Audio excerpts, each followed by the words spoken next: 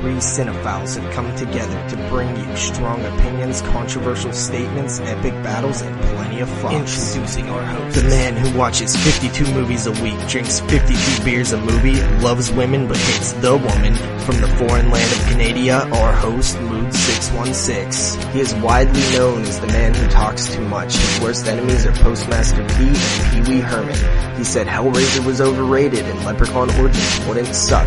He's the full-blooded half-Mexican, JP. Finally, we have the man who doesn't talk enough. He is best friends with Sean S. Cunningham. His favorite horror movie is Gummo.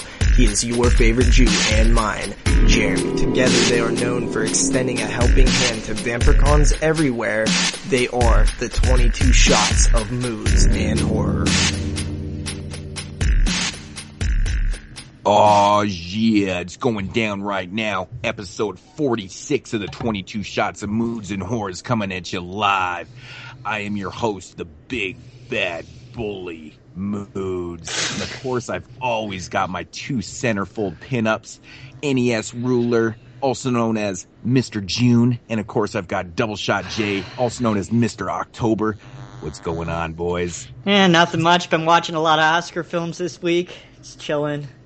Nice. Yeah, I'm almost starting on April 1st. My channel will be completely Oscar coverage, 24 hours a day, 365 days a year. So if you want to follow Oscars, head over to my channel. It's going to be 24-hour Oscar coverage coming up. That is awesome. And Jeremy He's decides putting like a clip video together too.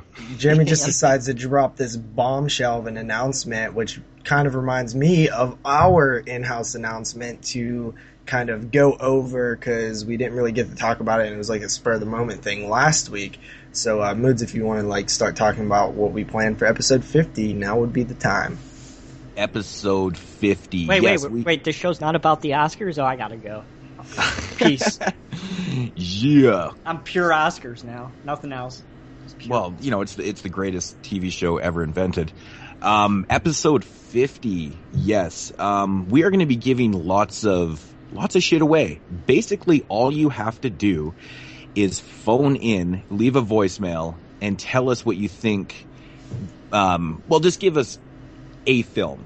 Give us one film that you think is one of the most influential films of the last 50 years.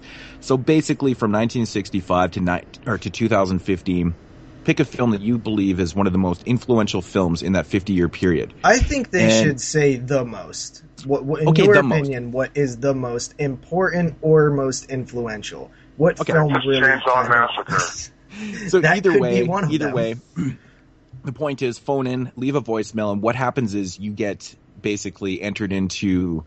I guess it's like a contest. It's not really a contest, but your name gets entered in, and we're going to have a bunch of prize packages.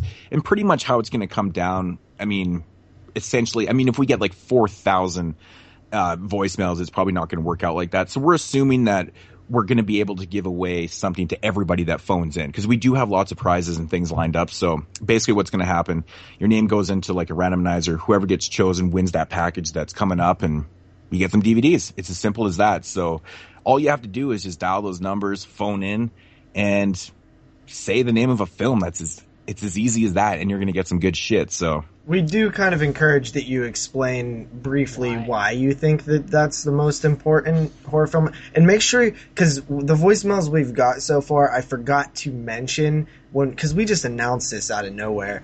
We wasn't planning it. But I forgot to mention in the last show that we're talking about films from the last 50 years, because Matt actually left a voicemail for a film that was way before that cutoff date. So, I apologize for not really kind of explaining it, but yeah, it's in the last 50 years. So anything before that is excluded from the conversation. And you're probably wondering to yourself why we're doing that. It's just because it's episode 50. We just want to do the top 50 most influential films of the last 50 years. It's just easier. If we're going through the whole, history of cinema, Jesus Christ. Okay, let's be frank here. It's going to be really fucking hard. So it was just easier for us to do the last 50 years for episode 50. Yeah. You guys feel me? Of course. Yeah. So like I said, phone in, you win some DVDs, and I've been picking up shit left and right to give away, like just, some used goodies and some original Anchor Bay stuff. I got some sealed stuff, and So it's going to be fun. I'm really looking forward to, titles. I'm actually not looking forward to shipping these out because I already have 3 packages I got to send out, 2 to these guys and 1 to my boy Zach, and this is just going to add to it. And man, shipping's not cheap anymore. Fuck. But that's besides the point. That's besides the point, and we're going to have fun with this. Yeah. I want to mention that one of the prize packs that I've picked up so far is Troll 2 on Blu-ray and Best Worst Movie. So mine are going to be more themed-ish, and I'll try to get as many as I can for, like, these, like, it'll probably be two films for each one, and they'll probably be related just because I think it's cool and fun to do it that way. So I'm sure these guys will just have a hodgepodge of craziness, but I have like 8 IFC titles and like 7 just normal semi-newish movies. Okay. Well, so, I mean, it's kind of ridiculous if you don't call in because you're pretty much guaranteed to have a high percentage chance of winning something, depending on the amount of voicemails that we get. So definitely do that. It's going to be really cool. Episode 50 should be a blast. Oh, yeah. And, let's get those calls in. And just one more thing. If you're from the 724 area, send me a message before you call, like right before you call on Facebook or something, because I might answer the phone, because I'll think it's somebody that I know. I guess we all know where the area code JP's from. Yep. Let's all hunt down him. The 70 Deuce. Bring it on. We're going to have a Mexican manhunt. You won't make it out alive. I'll bring the magical burritos. we're gonna bait them out with some burritos. We're gonna make it a found footage film. The hunting of the wild Mexican. Yeah. So episode 50. Yeah, let's get the ball rolling on that. Matt, since you have already phoned in and your choice isn't actually valid, you're still going to get entered anyways. But if you still want to re-enter or phone back with one that we can put into the list, feel free to. Yeah, but we're still going to enter you because you did take the time to actually phone in, so you're still going to get rewarded for that. So don't worry about it, buddy. That's all good. Yeah. But yeah, episode 46, we've got a film from 1974, The Centerfold Girls. How about the intro? You like how I tied it in there, my 2 centerfold pinups? Mm-hmm. Yeah. Did you guys like your months, Mr. June and Mr. October? I kind of felt like I was doing like a Why couldn't I be Mr. November? I don't know. I didn't want.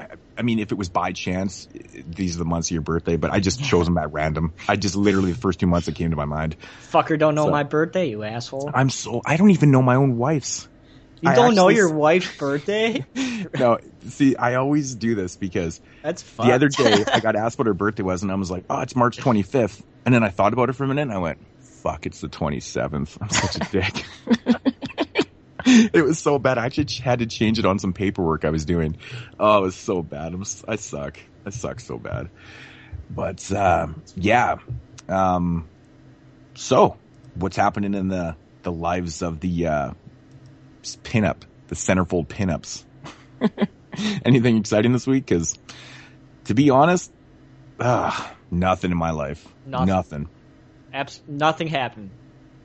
Yeah, this week sucked, man. It was just you didn't boring. Do anything? Like nothing bad or nothing. It was just one of those weeks where it was just very kind of standard, get up, go to work, come home, watch some films, fucking eat some food, drink some beer. It was the same old shit. Nothing to report, That's boring. It was like one of those just normal weeks. I don't know. The mail has been pissing me off though. Again, I got to bitch about the mail. Okay, get this. I had an order ship from Second Spin on February 19th. It is still not here. It is fucking March 13th, which is Friday the 13th. So happy the Friday the 13th. Forgot to mention that. What the fuck? It's like 3.5 weeks, man. It's better than oldies. Yeah, that was bad too. But this is usually I get my stuff in a couple weeks from these guys. So this one's taking its sweet fucking time. Well, you can't get mad at them then if it takes a while. And I have a couple beauty gems that I got in there too. Oh, I'm so excited for it, man. Like really, really cool finds. So I'm excited for that. You always find good shit on there. I can never find anything good. Yeah, actually, I got a major score on there. It was fucking awesome. I'm pretty stoked. But on the upside though, some odd reason, I did get all my Scream Factory Blu-rays this week. Only shipped days after release. So that's exciting. Not too bad. JP, you want anything, or are you just being a lazy Mexican again? How's the car situation going? I'm just being kind of lazy again. How is the car situation going? Did you get that thing running, or you never actually updated us on that one? It's like being looked at right now. It's just taking a while. I don't know. I really don't even like thinking about it because it pisses me off. Oh, did we hit a soft burrito? Yeah. Ah, shit. Well, that sucks. Well, I mean, since our lives are so fucking boring, and the coolest thing that we can talk about is episode 50, I guess we might as well move into the exciting news. Because there was some pretty cool shit that went down today on this Friday the 13th. And, you know, I feel like we just did a Friday the 13th. Am I not wrong? Months ago. How fucking strange is that? When was the last time we had, like, back-to-back Friday the 13th? 2012. Oh, okay. So it's been a little bit, but no, I'm just kidding. I don't know. I just thought it'd be funny to say that. Oh, I thought there was one recently. You were so matter of fact. You're like, well, it was actually in June and July of 2012. He pulled it out of his ass like he's a Friday the 13th. I was like, damn, dude, that's fucking amazing. He loves Jason, so he just memorized. He loves Jason, so he just memorized every Friday the 13th in history. Yeah. But yeah, JP, the news.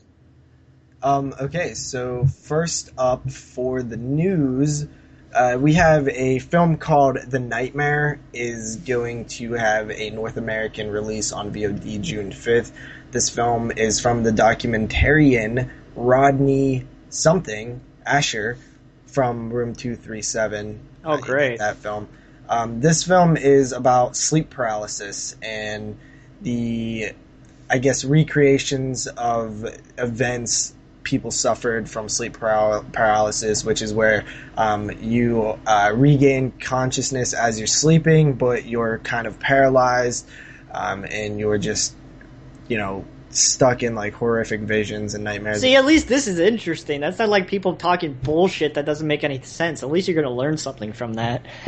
Yeah, well, I mean, there's a lot of people who say that they suffer from this, but I guess it's debatable on how much of it is real and how much of it is bullshit and how much of it is, you know, in their head. So, should be kind of interesting. I know my friend is really big into like sleep paralysis and the shit from Insidious. I forget what it's, astral projection, stuff like that. A lot of stuff to do when you're sleeping. So he'll probably be really interested in this. Yep. Yeah. So after that, we have... How's that horror? What do you mean? Well, it doesn't sound horror to me. A documentary about nightmares doesn't sound horror? All right. It sounds frightening enough to me. Okay. I mean, obviously, it's more real-life horror-based, right? Yeah. Okay.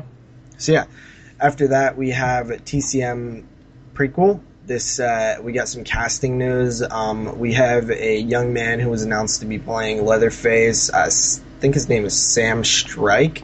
And we have Angela Bettis, who's going to be cast as the mother of the Sawyer family. So yeah. What did you think of these casting choices for Texas Chainsaw Massacre? Perfect timing. Yeah. That's awesome. That's so good. To be honest, man, I'm a really big fan of Angela. How do you pronounce her name? Is it Bettis? Yep. Bettis. Yeah, man, she's a great actress. So that's actually really interesting. Casting right there. As for the guy that was cast as Leatherface, I actually know nothing about it. I know we had a conversation about him last night. I know people were kind of tripping balls about the way he looked, saying that he was too pretty and shit like that. But I mean, I don't really think it matters too much what he looks like, because it's, they tell you in the story that, he eventually gets some kind of face disease or whatever. So I'm assuming that they're going to start out with him looking like a normal boy, and then get the facial just dismemberments or whatever's going on, and then put the mask on him. So does it really matter what he looks like? I guess it depends on which story you follow, because it all depends on how they do this too. I guess that's completely true. Yeah. So. The remake series is the one that introduced the facial disease, but I don't believe it was ever said anything about that in the original films. And this one is taking place before Tobe Hooper's original film. I'm not sure how I feel about it. I'm kind of with you, where it just depends how they go about it. Is he going to be wearing a mask 99% of the film? Then it doesn't matter to me what the actor looks like. You know what I mean? That's what I kind of came down to. But I think if they showcase, if they want to do this backstory right from kind of like the beginning type deal, there is going to be a time where he's not going to be wearing a mask. So I think that's what people are kind of freaking out about. They kind of wanted to lean more towards, somebody that maybe looks a little more homebred or and shit. Like, I understand that point of view completely, but I don't really think it matters too much. He wasn't obviously born with deformities and stuff. It became later. So does it, to me, it doesn't really matter. Mm-hmm. But that's just the way I see it. I think what it comes down to is that it's almost like a next generation situation where they started putting Leatherface in a dress and putting makeup on him and stuff, and he's no longer a monster when you do that. He's a joke.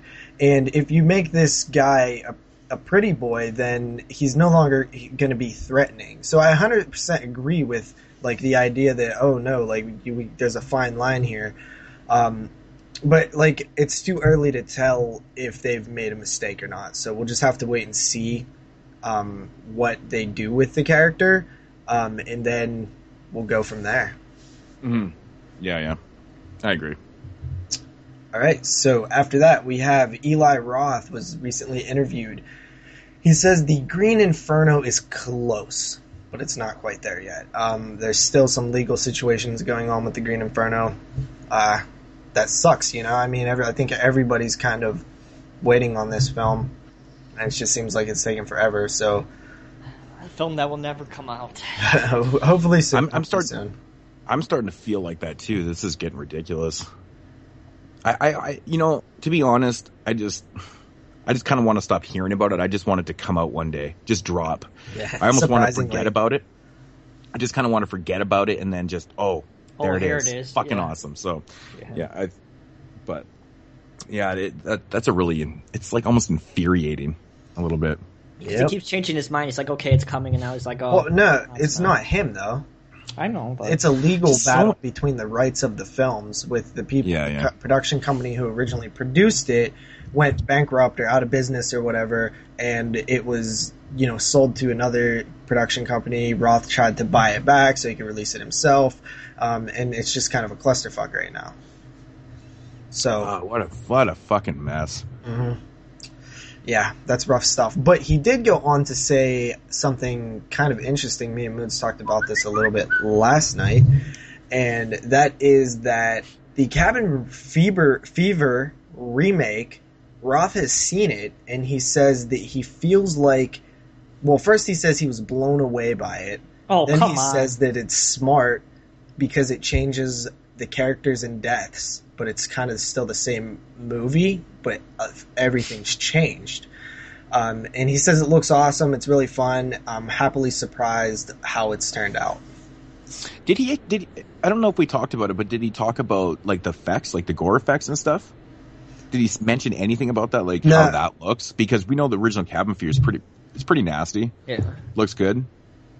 So I was kind of wondering what they did with the deaths, and are they really graphic? But I know they changed them and the characters and stuff like that. But I want to know what the kills, how we're presented. Are they gory? Are they good? Yeah, that's kind of are they cut deaths? Who knows? But I think that it's kind of brings up an interesting idea. Like, what if you took a script to a film? Let's just throw one out, like Nightmare on Elm Street or something. And then you changed the protagonist. You changed the deaths from which order that they were supposed to happen in. Maybe changed how they die. And then redid that film.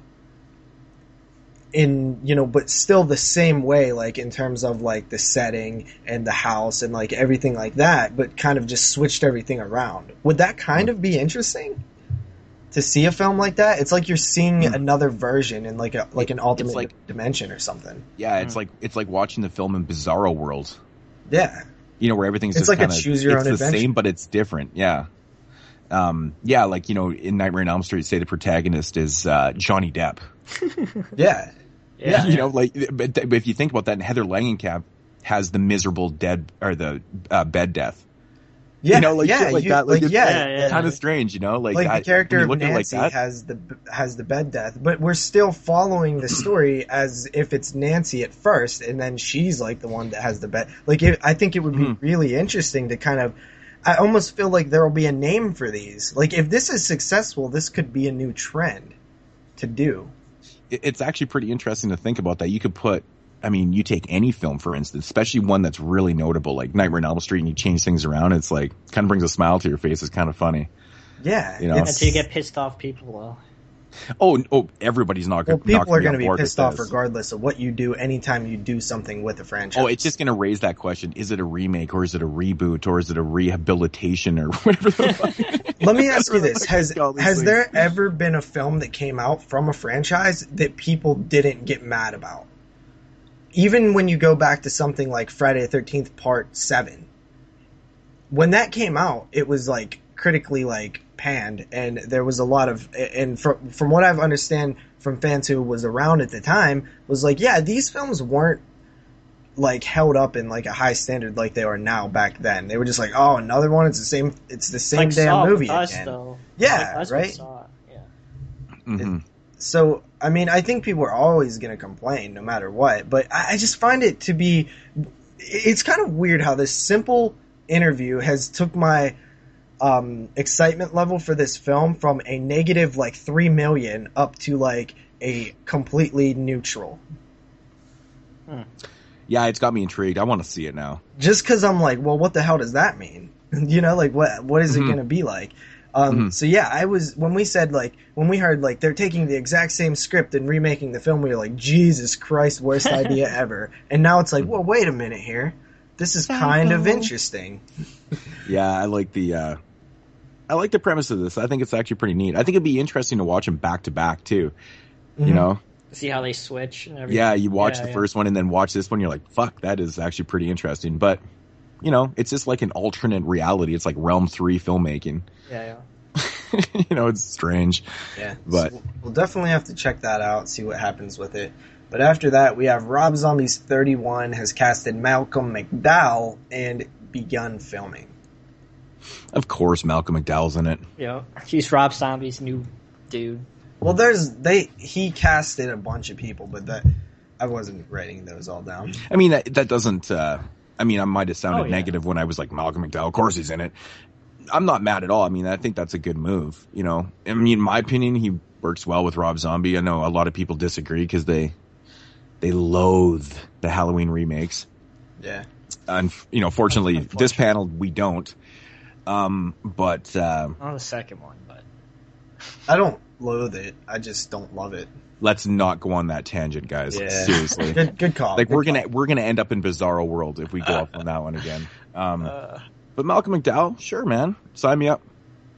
Okay, so after that, I thought this was kind of interesting considering I never heard of it. One Step Beyond, which was a TV series that ran from 1959 to 1961, is getting a 6-disc DVD collector's set from. Yep, you said 6 dicks. I did. 6 dicks. I did. Weird. But it's not getting 6 dicks. It's getting 6 discs. 6 dicks. That's from Bizarro World, isn't it? Chest Media Group is putting this out on April 7th, 2015. It follows, I guess it's sort of like an anthology show, but it tells real life events, quote unquote, through dramatic reenactments of like mysterious like ghost settings and like alien abductions and shit like that. And it was called One Step Beyond, and I think it was like pre-Twilight Zone, but it was a TV show. So that's pretty interesting. 96 original. The original run was 96 episodes. All will be available on a 6-disc collector's set. 96 episodes on 6 discs. It's pushing it. Well, That's a lot. How long are the episodes, right? Well, even at half an hour each. Yeah. Maybe they're flipper discs. That's interesting. That's actually intriguing. I've heard of the show before. I don't think I've ever seen it before though. But I'll be checking that shit out, man. I love those old. I mean, you know me with the Twilight Zone, man. Fuck, I could watch that shit every day. It's so good. But yeah, 6 discs. I think it'll be okay. Really? Oh, wait a minute here, guys. I think that it actually says 70 of the 96 original episodes will be available. Ugh. Yeah. Why would they do that? What's the point I of hate that? when they because they put something probably to do with rights in certain episodes or some bullshit. So it's not even a complete series. See, that annoys me because that's what HBO did with the Hitchhiker series. They released like about 3 volumes, and it was kind of like episodes that they could release. You know? Yeah. That annoys the shit out of me because that show I think was on for 5 seasons or something, and there was quite a few episodes, and so you're missing like fucking tons of the episodes. Yeah, I hate when shows do volume sets like the Mike Judge Beavis and Butthead collection. It's just like certain episodes, and they're like all just the shorts and not like the full episodes and stuff. Like that drives me insane. Yeah. So that's a little disappointing. Yeah, I'll do a little extra. I didn't catch that when I first pulled this piece of news, so I'll definitely look back and see if that's what it originally said or what, because I almost didn't even catch that. I was like, whoa. Yeah, that's no good.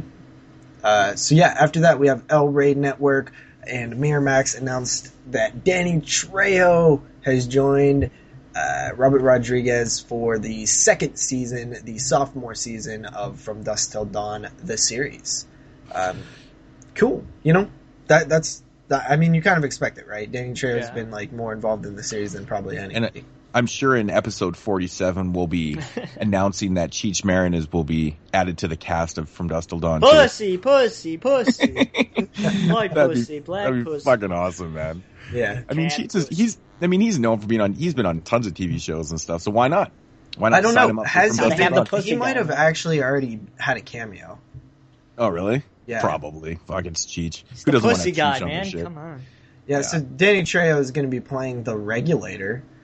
And he's going to be kind of summoned to perform a deadly errand. Yeah, from the lead guy or whatever. So yeah, I mean, Danny Trejo, I'm excited to check this show out actually, like more. I only seen a couple episodes, but I keep saying that, but I really need to get around to doing it. After that, we have a DVD/Blu-ray announcement for April 21st, 2015. We are talking about Everly. It's not really horror, but it is thriller from what I hear. But it is Joe Lynch, who's like really, walks hand in hand with horror and stuff. So Yeah. that's cool. I'm really excited to check this out. It's been described as Die Hard in a room. I mean, that's pretty cool, right? We've talked about this before. Yeah, but it's actually coming on DVD April 21st. Q. Coolio. Yep. After that, we have another Stephen King film that's going to be adapted. It's The Jaunt.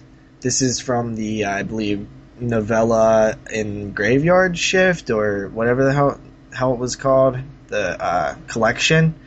Night Shift. Night Shift. Okay. I So yeah, a film adaptation is in development. This was from like 1981, the story. I always find it interesting that there's literally so many Stephen King stories that are still good from the 80s and stuff that still do not have film adaptations. It just blows my mind. Like Stephen King is like just super fun. Yeah, and he has some really good stories even from the last few years that need to be Like that car adapted. one. That car one's interesting. Well, The even one from- me and Moodz have said many, many times, 1922 is a hell of a story. That's actually the one I was getting at. That one needs to be adapted because that story is fucking badass. I love that. I'd love to see an adaptation of that one. Yeah. That was from the Full Moon and No Star, whatever the fuck it was. Full There was Dark, No 4 Stars. Yeah, there was 4 stories in that one, and that's actually where they adapted Big Trucker from, Well, Big Driver. or Big Driver. And the Honeymoon or whatever, or not the Honeymoon. What the hell's it called? It was A Good Marriage. They adapted both of those already, and those are from that. So 1922. 1922. Come on, I'm really surprised wasn't the first one. It's the best story out of it the definitely 4. is. So that's interesting. But it's kind of got me thinking like that's a film that I would love to adapt. Like, if I was going to become a filmmaker, like, that would be, like, my down-the-road, like, dream project after I was established. Just because when I was reading it, I visualized everything, and I've always it's just one of those films that I think or one of those stories that I think would be, very great for film. It's not hard to visualize things when you're reading Stephen King stories because he's so visual. He's so visual and and vivid with his words. Like he paints such a delectable picture, man. When you're reading this shit, it's just like, yeah, I can fucking see it, man. It's like it almost like his words absorb you. I know it sounds really cliched and kind of stupid, but it's kind of true though. It really does. Like, it's so easy to picture shit, man. And like, I was having a blast with that story, man. Fucking awesome. But I know exactly what you mean. You just kind of like, yeah, I could do this shot like this, and like, yeah, totally. Good shit. So I feel like that you're right. Like, everything that he writes, like, is very visual. But I even feel like that story was even more so, which is incredible. Yeah. So, but the Jaunt, I guess this was known as kind of having one of the better Stephen King endings in a story. That's the word online anyway, when this was announced. So that's interesting. Man, I would have to go back and read it. I mean, I've read all the short stories in that book, and there's been probably at least 10 adaptation films, made from that book. At least. That one has been so adapted. So I'd actually have to go back. I could actually grab the book right now, but maybe I'll give that one a read, because I know most of the stories in that book are like 5 pages long kind of thing. Mm-hmm. Yeah. So it's interesting. So maybe I'll give it a read before, it starts developing. But yeah, that's definitely one of the most adapted pieces of work that he has. So yeah. After that, we got word that The Walking Dead spinoff is actually greenlit for 2 seasons already. Yeah, I saw that too. I heard that. It's supposed to take place in LA, I think. Yeah, it's going to take place in Los Angeles, focused on new characters and storylines. The show's first season will consist of 6 one-hour episodes and premiere on AMC in the late summer. The show's second season will air in 2016. I always get confused when there's spin-offs of TV shows before the show fucking ends. Yeah, I know.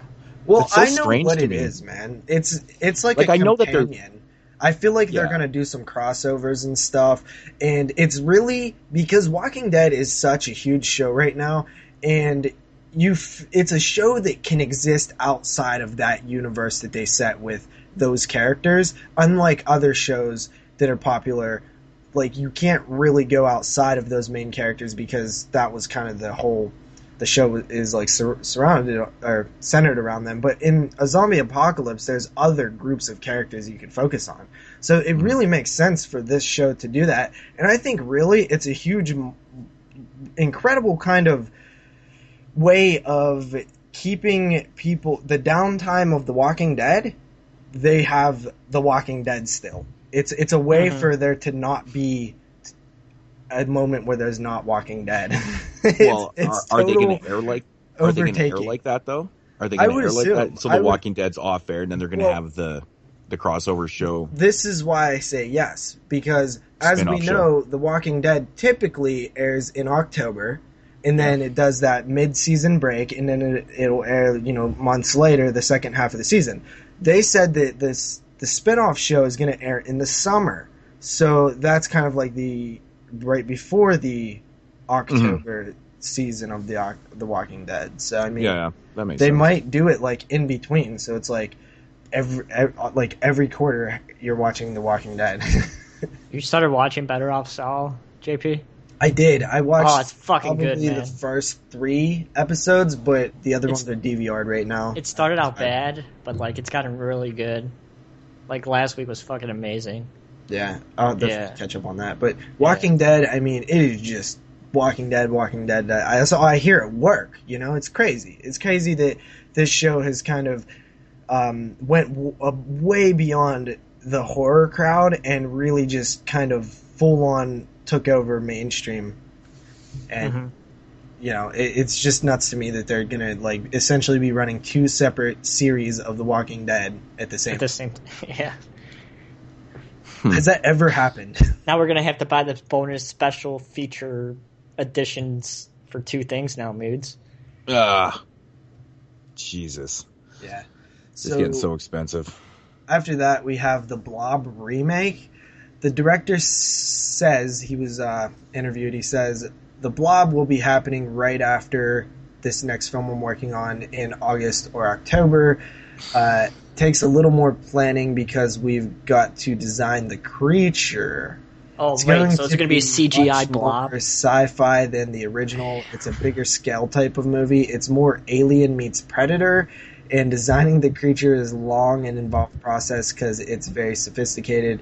It's not going to be goo pouring through a window, so that's taking a while to design and construct that. That annoys me so much because it's like he's jabbing the original as if like, not that old outdated Blob. This is the new and improved Blob. This is going to be Alien. This is going to be the Predator Blob. Ridiculous. Mm-hmm. We don't need another. Fuck that. Yeah, we don't need another Blob. The fucking the remake was good enough. The remake is actually my favorite remake of all time. Yeah. So this is, I'm just like, I don't really care about this, to be honest. I'm a big fan of the original Blob, and I'm even a bigger fan of the remake. But yeah, the remake's fucking awesome. I like both of them a lot, and this guy's head is up his ass, and screw him because this Blob is going to be terrible. I have a feeling. I have no faith in it right now. You're never going to be able to outdo Kevin Dillon's plumage. Yeah. You know, he's got like the best mullet plumage of all time in a film. It's absolutely beautiful to How look funny at. would it be if like the trailer comes out and everyone has mullets? It's fucking just plumage just everywhere. Oh god, that'd be so awesome. Oh, good times. Yeah, so after that we have Rings, which is the Ring film. Oh, is this a digital copy movie? Yeah. Our sources, this was bloody disgusting. Our sources tell us that The Ring is actually a digital sequel that will be focusing on a possessed digital copy of the Ring Girl Samara. Fuck, man. Dude, that conversation was the fucking bomb. That shit was funny. Not as funny as Have You Seen My Dick? Oh, God. It was funny as hell, man. Like, seriously, the updated version of The Ring, of course, would not be a VHS tape. That's so old school. It has to be a digital copy, right? Ultraviolet? I say Amazon streaming. Amazon streaming, you get a fucking virus from Amazon Prime streaming. Actually, no, you get a didn't fucking pay your virus. Membership fee. You know where you get the virus from? Not paying your membership fee. No, if you signed up for the full moon streaming, that's where it would come from. Yeah. Because Charles Band would he'd get you somehow. He'd get you somehow. Yeah, the next time you go order his movies, he'll charge you $899 to ship them. Well, no, what'll happen is the Ring tape will be converted to a digital streaming service on full moon. And when you watch the movie, a two-headed penis comes out of the TV and kills about you. Halfway through, it stops and a message pops up that says you have to pay for shipping in order to watch the rest of this movie. And then that's when Samara gets to you. Yeah. Or you can just donate your right kidney. Yeah, Charles Band, he's willing to just take everything from you. You have to give him your idea about your two-headed penis movie, and then you get to watch the rest of it. Yeah, people seem to be liking that two-headed penis idea. I think that's good. That's good. Yeah, let's run with that. Who wants to do the screen? Who wants to do the screenplay? We got to make that, man. Oh yeah. So, what's actually going on with this Ring prequel is, it's going to be a prequel. Actually, it's going to take place before the 2002 remake with. So it's going to be a killer 8mm film. No, it's still going to be the VHS, but it's going to be the tale of how Samara's reign of terror began. It's going to be the origin of Samara, pretty much. That's bullshit, man. If it's like a prequel kind of deal, it should be at least a beta tape. Well, beta's and VHS. Yeah, they came out at the same time. You fail. But no, that was a fail. No. Beta was. I think actually beta came out first. But wait, I think actually beta hit the market before VHS. Well, did they if I'm not mistaken. Wait, so does the beta show up in an Oscar Wiener mobile? So of course it does. Stay tuned. Yeah. Jeremy's NES Ruler 22 channel, sponsored by Oscar Wieners. Yeah, only if we could, man, because they're good. 24-hour Oscar coverage coming pretty soon. Pretty tasty. A little bit of mayo and some cheese whiz on there. You got yourself an awesome Oscar Cheese Whiz on an Oscar on a hot dog? Skewing off on the tangent. Monsters, the Dark Continent is going to hit theaters April nice transition, JP. 17th. April 17th. So yeah, that's when Monsters Dark Continent is coming out. After that, we've actually blown through this news, guys. We only got a couple pieces left. Satan's Blade. Olive sent out a press release talking about Satan's Blade. It's a 1980s slasher to be released on Blu-ray and DVD for the first time. The 80s slasher film is getting a debut Blu-ray release in spring from Slasher Video and Martini Entertainment, a division of Olive Films. Because remember, a couple weeks ago, it was actually slated for a release, and we had it on the releases, and I said, I don't think this is coming out, because I hadn't heard anything, but that's actually kind of interesting that they just sent out a press release about that, so that's good to know, because I've been looking forward to this film for, oh fuck man, they announced it like a year ago, or something like that. It's been a long time. It's been a while. Satan's Blade was remastered from a 2K scan using the original 35mm print. The film has been out of print since its VHS release in the mid-1980s. Satan's Blade will have its Blu-ray DVD release on May 12, 2015, and be the first in the series of slasher / videos and Martini Entertainment collaborations. The poster, DVD, and Blu-ray... It's just slasher video. I know, but there's 2 slashes and it looks fun. No, it looks cool, man. It's a cool logo. Slasher video. No, it's slasher / video. The poster, DVD, Blu-ray cover art pays homage to the genre by using elements from the original poster and the vintage VHS covers. All of films took cues from the memories of video rental stores when creating the art. So this is really cool. This is a new line of horror releases, you know, that are going to be, you know, slasher videos. They have the cool little slashes, obviously indicating that it's slasher. On the cover art, I love the cover art. It looks really cool, looks really vintage, really does capture that video store era. So I'm excited for this film, and I'm excited for this line, because this is the launch of a new line, which is always fun, right? Yeah. Man, this week has been good for announcement. I have all the slasher video DVD releases. I think they had 8 of them, 7 or 8 of them so far. So this is cool that they're getting the Blu-rays, but I'm really interested to see what films that they put out. Mm-hmm. I'm really excited for that, because if it's like a slasher, I'm assuming this is probably going to be some really rare, you know, weird films. Unreleased fucking shit, like, you know, Satan's Blade and stuff. So this is really exciting, really cool stuff. Yeah, but you know what's cool about it is that they're teaming up with Olive, and Olive has, you know, a bigger distribution network. That's what they're doing, yeah. Yeah, so I mean, it probably has more money to put into it, teaming up with Olive and Martini Films or Martini Entertainment. This is cool. I like Olive, dude, and it's cool to see them kind of get back in the horror world, because they've been touching it here and there. They started out strong, but they really kind of shied away from it as of late. Mm-hmm. Mm-hmm.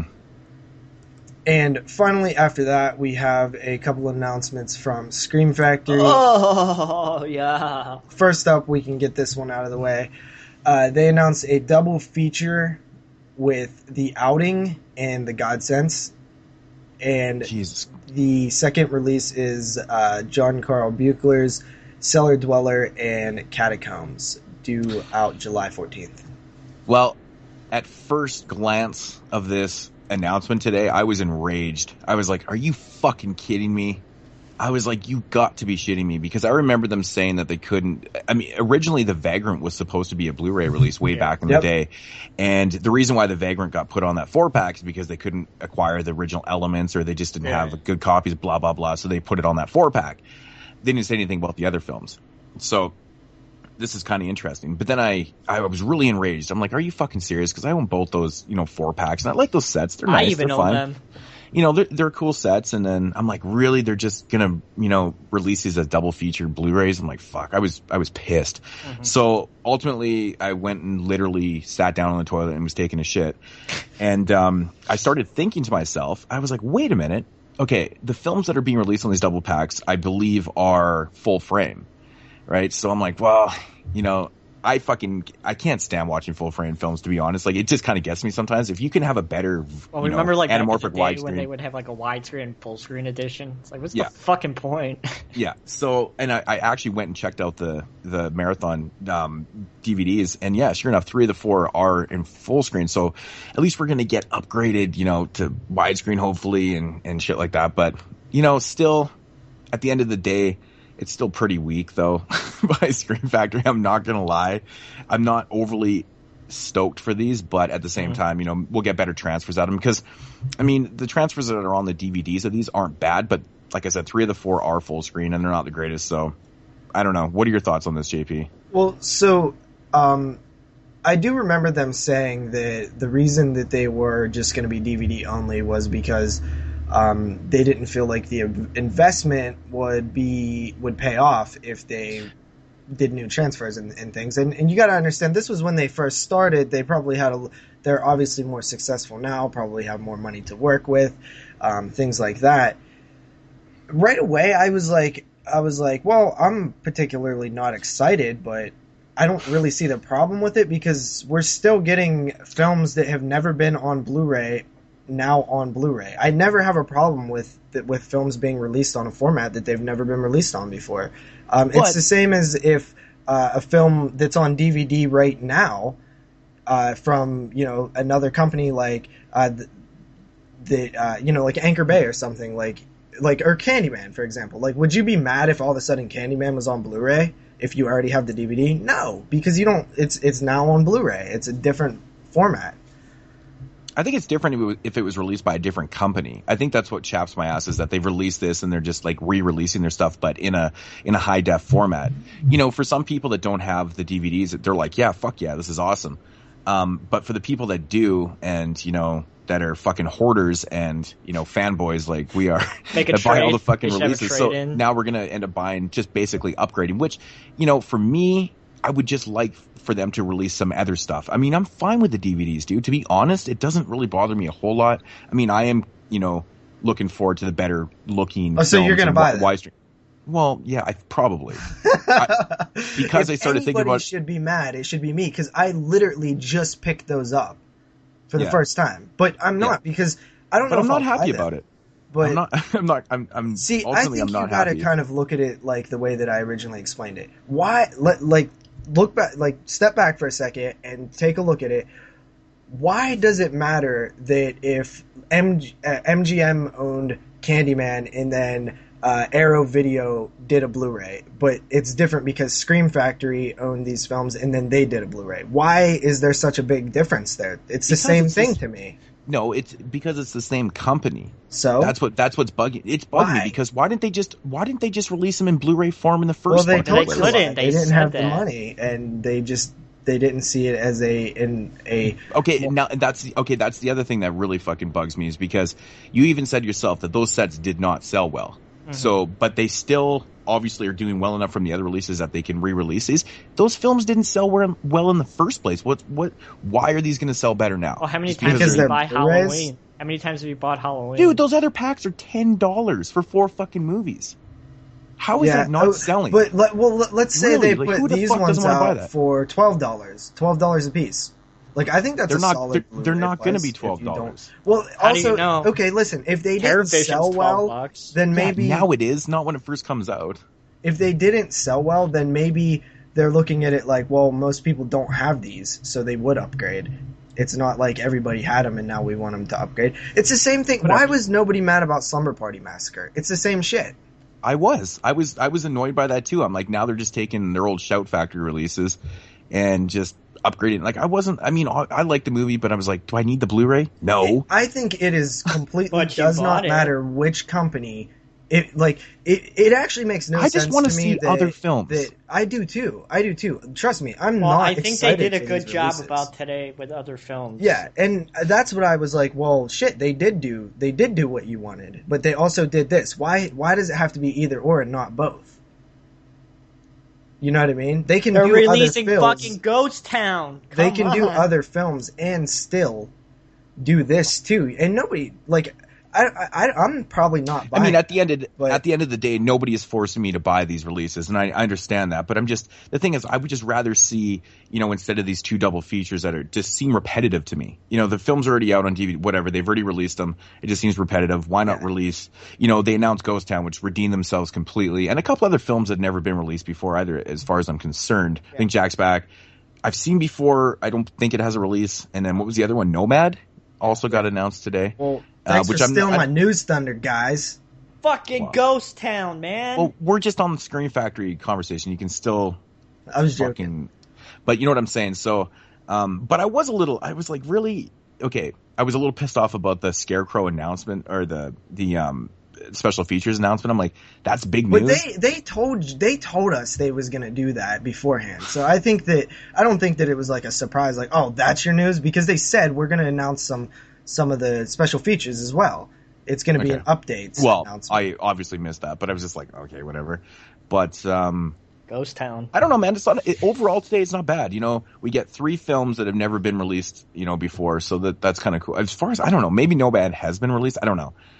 But listen, I know people are going to say, well, JP's those 3 films I do not own, so I'm super stoked. The other ones, not so much. Floppy cock. I feel like people will just say, like JP's being a fanboy again, which, okay, yeah, whatever. I'm cool with that. I am a fan of Scream Factory. I swear to God, the first 100 responses I read were, I am not upgrading to Blu-ray. I'm fine with my DVDs. Yeah, which I agree with. I am fine with my DVDs too. Yeah. But at the end of the day, I don't. Yeah. But at the end of the day, I really don't see. I have a fucking problem. Let's face it. Y'all know this. I have a serious problem. I cannot stop. You can't stop. When I start collecting something, I'm just like, I'm balls to the wall about it, man. I'm just like, whatever. But good thing you don't collect IFCs. Yeah. He does. Well, no. I don't want to get in that conversation, but IFCs are released in a different by a different distributor in Canada. What you're saying. Yeah, but you know what I'm saying. But I don't know. Overall feels on the Screen Factory. I mean, Ghost Town. Let's run through these next ones real quick. We have Nomads, which will be hitting Blu-ray this summer. Does anybody know about this one? It's from 1986. Has Pierce Brosnan. I just know about I know about the title. I've heard of it. Yeah, it has Pierce Brosnan. I think it looks pretty cool. Like the cover, I was like, yo, this is a film that I'd never really. Has this been on DVD? No. I actually don't know. As far as I know, I don't think so. It could be wrong, but I've never seen the film. I've heard of it before, but I don't really know much about it. So, and then after that, I like this announcement because it's a film I don't have and don't know anything about. So it gets me a little, I think one of the problems was they announced the double features first, and we're like, "This is your fucking announcement." That's bullshit. I think if they would have kind of just snuck them in there, like, "Oh, by the way, we're doing this," I think people would have reacted a little bit more less harshly. Then we have Jack's Back, which will be hitting Blu-ray and DVD this summer. I don't know. It's a good flick. This one. It's a good movie. Is it a rape film? It says it's a thriller. No, I think it's I haven't seen it in years and years, but I believe it has something to do. It's like a serial killer film. Yeah. I think that's what it is. It's been forever since I've seen it, but everyone seemed pretty hype about it on the Scream Factory page, so maybe it's something special. Honestly, I seen a lot of comments for all positivity on all of these announcements, even the double features. I seen a lot of people asking questions about them and stuff like that. It was mainly in our group that I seen that Moodz was just tripping balls, and I was like, uh-oh. Well, I always got to make a big deal out of Moodz stop being so butthurt. I wasn't butthurt. I was actually more shocked than anything that they were releasing something that they already released again. Get that Oscar wiener out of your butt. I was like, damn, that's fucked up. I'm like, that's crazy. So what's next? They're going to announce the Stepfather? No, they're going to announce the Stepfather on digital copy. I wish they would announce the Stepfather. They already put out a Blu-ray, but like new features factory and stuff. It's like, I don't know. Maybe not. I forgot that there was a Blu-ray on the shelf. If they want to do any of the Shout Factory releases and upgrade to Blu-ray, I'd be happy with Kingdom of Spiders. They don't own it anymore. Oh, they don't? Yeah, they mentioned that in the comments. Yeah. Oh, that's lame sauce. Yeah. So I think that we'll see Slumber Party Massacre 2 and 3. Really, I think that's what we're going to see probably. Which I remember Screen Factory actually saying that they weren't really. They had no interest in releasing those sequels. They said them say the opposite. I seen them. Let's just see how Slumber Party Massacre original does first. I should sell my copies when they're out of print and worth some money. Yeah, that really doesn't surprise me, actually. Let's talk about the good one. Well, the really good one. Okay, so finally, last up for that was Ghost Town from 1988. Now, you really love this film or something? Man, he's getting all orgasmic about it. I've been waiting because it's super hard to get. So you could only get it on VHS and Did you grow up watching this one or something? No, but it's a horror western, and it's like he's never seen it. Wait, you've never seen this? Jesus Christ, dude! You're talking about it like it's your long lost treasure of childhood. It's fucking hard to get. It's never been on fucking DVD, and it's hard as shit to get on Laserdisc. I used to own it on VHS. I had it on a bootleg VHS. It actually is really hard to find on VHS now. Really hard to find. So. Yeah. But I've seen this film before. It's been so long since probably I was like 6. But I've been wanting a re-release of this or a release in general of this because it's one that I wanted to revisit for a long time. It's a cool. This one was actually on one of my original Scream Factory wish lists, so that's kind of cool. I kind of scratched that one out now. That's kind of interesting. Yeah, right below fucking Clown House, which is never gonna happen. But oh god, seriously, let's not even bring up Clown House and Scream Factory in the same sentence ever again. Yeah, it's not gonna happen. I know. So yeah, I mean, Ghost Town, that's pretty cool. I'm excited for that. Finally getting a DVD. I mean, this is cool, right? Like it's. I did not expect that. Every time one of these releases happen, it's like exactly what Moodz just said. You just cross it off the list. Like there's another one down. 9,999 to go. Because there's so many that House 4 doesn't even have a release, and that's a franchise title. But yeah, I mean, Stepfather 3 doesn't have there's so many, but it's so fun to just cross one off and be like, well, we got Ghost Town now. It's such an awesome announcement. Yeah. Not too many horror westerns out there, so. Yep, that is true. Hitting July 28th, part of the Summer of Fear. I shall actually be buying that on release day. I will pay full price for that one. Cool. Which doesn't happen. You don't hear me say that very often because I'm a Jew, but I will pay full price for that one. For a film that he has never seen. Yeah. And he's really high on it. Really high. Because I did not want to pay $60 for the Laserdisc. I've been wanting to watch it, so. That's cool, man. I will pay the full price for that. Interesting. So that wraps up the news, guys. I think that's a Charlie Band film, too. It is. It's Empire, I believe. Yeah. Alrighty. Well, So wait, does that mean Charlie Band sold him the rights or gave him the rights? No, because Charlie Band doesn't own Empire. Well, who owns Empire? MGM. Oh. Yeah. So why the fuck haven't they released more Empire films? They have. They released a shit ton of Empire films. Oh, Dolls from Beyond, Ghoulies. Yeah. I mean, shit, literally, Prison. A lot of their film, Terror Vision, shit, dude. There's they've released so many Empires. Yep, that is true. And there's so many good ones to go, too. Yep. So, yeah. Alrighty, so that concludes the news. And moving along into Mood Swings and the releases. The DVD and Blu-ray releases for March 17th, 2015. Ugh. Is it shitty?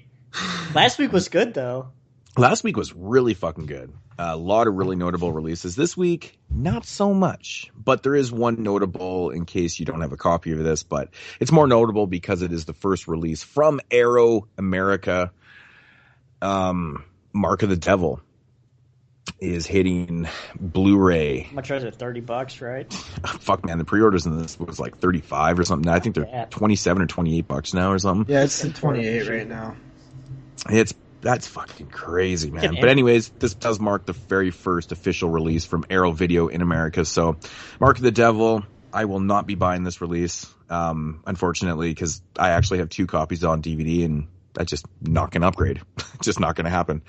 So, but for the people out there that don't have it, it's a cool movie, you know. Is it $30 cool, though? No, not $30. It doesn't even come with the fucking, the puke bag. That's bullshit. Yeah. But yeah, I don't know. Arrow Video, cool stuff. Next up is a film from Anchor Bay called Muck. This one, it actually just says, it's just like a Blu-ray release in here. I don't know if it's on DVD or not, too, but it is. It's on DVD too? Yep. Which would make sense because like Anchor Bay River just drops Blu-ray onlys, right? When does that happen, right? I've heard mixed things about this one, but I've heard some positive things too. So I don't even know what it is really. What is it? Like, is it like a creature feature or is it like I think it's a like slasher. Oh, really? Yeah, backwoods, psychopath, slasher, Kane Hodder's in it. Yeah, that's right. Kane Hodder. Next up here is a film called A Cry from Within. I started laughing because the first name I saw in it was Eric Roberts. And I'm like, Eric Roberts literally is in like 1,000 fucking movies now. It looks ghostly as fuck. Oh yeah, and that was being released by Breaking Glass Pictures. So yeah, Breaking Glass. They haven't released anything in a while. No, they release stuff here and there, but not too much. It's like a tormented soul never dies. So this is it's a ghostly, probably. I don't know. Yeah, it looks like it. Yeah, I think so. Fucking Eric Roberts just popping up in everything these days. Not as much as Danny Trejo. Oh, no, they're competing, man. Seriously, he's in a lot. Now, this one kind of didn't really interest me as so much. Like the cast actually got me intrigued a little bit, but it's called The Invited. This one is actually starring Lou Diamond Phillips and Pam Grier. Isn't that a weird cast? Trippy. Yeah. Don't really know much about it. This one's being released by Crystal Sky. What the fuck's that? Not a clue, man. I don't even know. It's like a Ouija board type movie. Oh, perfect. Yeah, something like that. This still next a ghostly. Probably. This next one I've heard mixed reviews on it already. I think this one actually suffered from production problems and shit like that. This is actually Brittany Murphy's last film called Something Wicked, finally being released. Fuck, she was a good actress. She man. probably died in the middle of filming, so it probably was like a huge clusterfuck of how are we going to finish this film. No, I don't think she did actually. I think this movie was done. She did the entire film? Yeah. This movie is a couple, like, it's pretty old. It's like a few years old or whatever. But man, she was such a good actress. But I was reading like a little thing on it. It did suffer from like a whole pile of problems, and I guess it shows on the screen. It just seems rushed and not very good and shit like that. So, unfortunately, Something Wicked. If you want to check it out, if you're a fan of Brittany Murphy, definitely give it a shot. At the last film you'll see her in. Next up here, I thought this was a really weird release. They're releasing like a compilation kind of box set deal of Dexter, the most shocking episodes. That's so stupid. Fuck? Because how the hell are you supposed to do that? It's like there's a linear timeline. It's not like a Simpsons show or something where you can just pick like the best of. I know, that's what I thought. And there's 10 episodes, and it starts with the pilot, and then it's got Born Free and Resistance is Futile, and it just goes on and on. So it actually covers right through. It's not just going to ruin the show. Seasons. That's fucking stupid. Well, if you've never seen Dexter and you start with the most shocking episodes, you're screwed. Yeah, it's fucking stupid. It's like having like Breaking Bad. It's like, okay, we're going to put Fly on here, and Fly's not really a big deal, but yeah, it's just a bad idea all around. Who the fuck wants to watch the best of? It's retarded. Well, it makes sense if it's something like Treehouse of Horror or something like The Twilight Zone. That's an anthology show. Well, exactly. That's completely different. But a structured show with a storyline that doesn't work. Yeah. Next up is the complete series of The Ghost Whisperer. Starring, of course, Jennifer Love Hewitt. I've never seen this show before, but it's all ghostly coming out on as hell. CBS. This is as ghostly as it gets, fellas. Jennifer Huge Tits. $50.99, guys. Jesus Christ, that's a little high for that. 29 discs, though. I mean, that's a lot. Damn. Interesting. And last up for what I've got here, anyways, is a film called Shadowed. That's original title. Yeah, this one, fuck, I don't know. Slasher film, Your Past Has a Vengeance. I don't know. I can't even tell by the cover what the fuck this is. If it's like a ghostly slasher released by Pathfinder Films. Is it a ghostly slasher? Well, you can get it for Supernatural $19.95 slasher on DVD. Oh yeah, that's a real fucking good price. Yeah, this week's DVD and Blu-ray release is really, really skimpy. I feel like there's something missing though from this list, but I just don't know. I don't know, but that is gonna do it. It's pretty bad. There's like nothing. There's not. God, one that was release. shitty. There's not one release. This might even be the very first week that I've ever seen. No, I just have absolutely no interest in it. What? It just absolutely no interest in it. I'll family video You'll $1.50 own it before pickup. any three of us. Maybe No, I if bet you I'll own it. Jeremy picks it up for me for $1.50, I will. I don't know, dude. I'm not going to pay anything. Backwoods slasher, like that sounds fun. The last slasher Kane Hodder was in was pretty shitty. I don't know. It doesn't look that interesting. The family was pretty fucking terrible. Yeah. Well, It's that's like going to do it for the throwback releases. horror and stuff. Sounds fun. Who fucking knows? Who knows? I don't know. Like I said, first impressions, not impressed, floppy cock. So, ready, man, let's get into these voicemails, JP. I know we got a couple, right? Absolutely. This week we have a couple more than normal. We have 3. And first up, we're going to hear from our wonderful friend, Mr. Brandon. Hey guys, it's Brandon calling. Definitely agree with what people are saying on the Facebook page. Let's do a splitting of the prizes for episode 50, which is awesome that you guys are going to be doing that. And like I said, I have a sealed copy of True Blood 1, and I'll throw in something else too. So count me in for 2 things. As it gets closer to the show, you guys can decide how you want to do it. Question for this week. I'm not sure if this has ever been asked. I'm sure it's been asked, but I don't remember. First horror movie you guys ever saw in the movie theater? Mine was actually in the summer of '89. It was July or August, and I saw 2 movies. I'm not sure which one I saw first, but it was Nightmare on Elm Street 5, Dream Child, and Friday the 13th, Part 8. I was 9 at the time, which I thought was pretty cool. My parents were actually cool, letting me see horror movies so young. Mine too. That's it. Checked out ABC's of Death 2. I definitely liked it better than the first one. I definitely didn't think it was as shitty as Jeremy thought. That's okay. All right, thank you, Brandon. So he wants to know what was our first theatrical horror experience, and me and Moodz was having a fun time solving this mystery last night because I instantly remembered mine, but Moodz's memory was a little fuzzy, so we had to go look at each film that came out each year and figure out what the first one was that he saw. But let's go with Jeremy first on this one. Freddy vs. Jason. 2003. 2003. So I was 10. Nice. Cool. Pretty fucking awesome one to go. Yeah, to that's a first. great. That movie's fucking I awesome. actually went and seen that at the drive-in back in 2003 on opening night. I was not 10. I was like 12, I think. Yeah. Moodz. Cool. Yeah, man, we spent a lot of time trying to figure this out last night, and I couldn't remember if it was Hellraiser 2, but I knew, Hellraiser 3 actually, which would have been in 92. But I know I'd seen something before that, and I was like, okay, what was it? And then we figured it out. It was Child's Play 2 from nice. 1990. I was like, oh yeah, fuck, I've seen that shit. Now, it's still very kind of like foggy and stuff. I swear to God, I seen the Blob remake in the theater, but I can't tell you for sure because I'm getting really old and my memory is getting all fucking, foggy.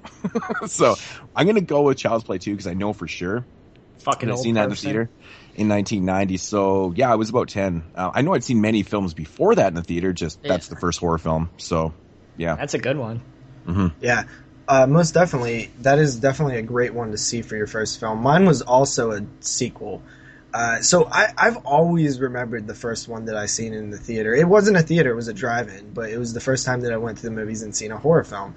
I also remember the first film I seen in general. I know Moodz was Stand By Me in like 85 or whatever, right? You were 5 when you saw Stand By Me? Oh man, Pretty baller. I've told the story before. In the dead body at the end, Ray Brower gave me nightmares for like years, man.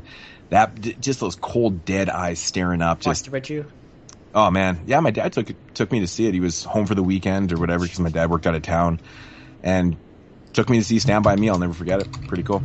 Yeah, so my first film that I had ever seen in the theater was actually The Lion King in 1994. I seen it twice. I was living in Florida at the time. I remember it perfect because we went and we're talking about horror films. So the first horror film I saw in the theater was Scream 2 in, I believe, 1997. Is that when Scream 2 came out? Scream. I think so. Shoot. 97 or 98. Is that why you love Scream so much? No. I'm not a huge fan of the sequels of Scream, actually, but I love the original Scream because, to me, that was one of the first films that really kind of went above and beyond and crossed over into like just the mainstream, just overtook the world. At least that I was alive for. But yeah, Scream 2 in 1997. I was 6 years old. I went to the drive-in with my aunt, my mom, and my cousin Scotty.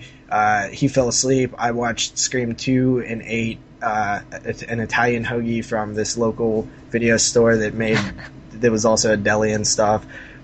Cheese fries. I remember it like perfect. It was really cool because I really understood the film too. I remember the reveal of the killers and stuff because I'd seen the first one. I was a huge fan. Even at only 5 or 6 years old, I was in love with Scream. You know, it was so fun to me.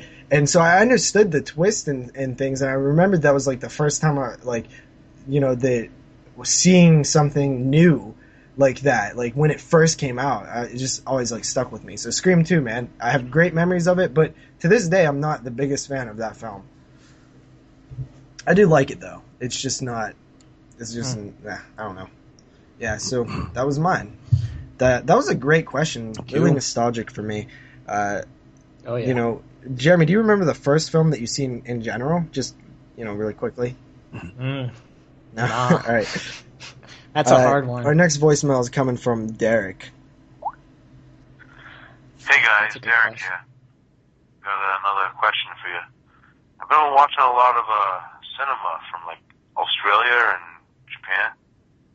I was wondering if you guys ever seen like a film from either of those countries that was like had a lot of what the fuck moments in it. That would be wicked awesome if you guys could give me an answer on that. Hope to hear back from you guys. Keep up the good work. Peace out. I love our Boston bro, man. Yeah. Yeah. So, Moodz, I feel like this is a question aimed more towards you, since you've seen everything. Yeah. Japanese what the fuck moments? Oh my god. ABC's of Death. You That's know a what? fucked up moment. Where do we start, man? Okay, I'm gonna start with a director that a lot of people are very, familiar with. Excuse me while I butcher his name, but it's Nobuo Iguchi. Yeah, I probably butchered the fucking shit out of that, but I started watching this guy's films, and every time I'd pop one in, it was the whole fucking movies were what the fuck moments, man.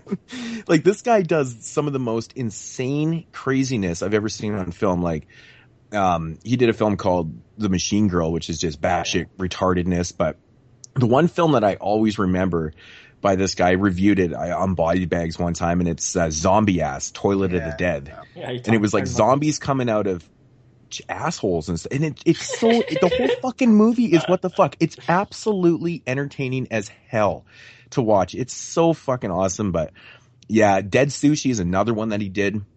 That's funny as hell because it's literally flying sushi. It's like, what the fuck?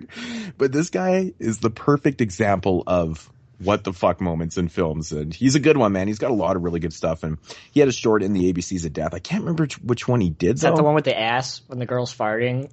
Oh yeah. His was fart. His was F for fart. That's right. Robo Geisha is another really ridiculous film that he did. Oh, that fart one.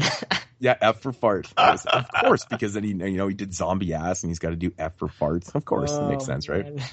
So, I haven't actually checked out. He did another film called Mutant Girls Squad that I really want to check out. I heard that one's fun. So, but yeah, Derek, if you've never checked, I mean, I'm sure you've checked out his films, but seriously, like, all filled with what the fuck moments, man. So I'm gonna go with that right there. Australian flicks, I'm sure there really Coffin is. Rock is fucking awesome. Patrick kind of had a couple I don't know. of what the fuck moments. Not like I'm really thinking maybe like weird and bizarre, but just like, whoa. Mm-hmm. The one that comes to my mind is it's not really a bunch of what the fuck. It's really good exploitation, but it does have some interesting scenes in it, which is Turkey Shoot. don't know if you guys have ever seen that film. Well, it's just out of print. It's hard to get. So Yeah, no. I actually have a copy that was sent to me from Australia, but it's got a couple of really cool moments in that film too. It's like kind of what the fuck, but I love that flick, man. It's good. Oz exploitation stuff. It's great, but I don't know. What are your guys' experiences with Japanese and Aussie related what the fuck moments? Well, I gave mine. Patrick was pretty much all I had. Yeah. Don't know too many Australian movies, to be completely honest. Okay, I actually do not like a lot of that Japanese humor, like F for Fart and those type of films, so I just don't like Yeah, they're them. not for me. I think they're stupid, to be honest. I know you. Of course you do. You guys are so fucking up.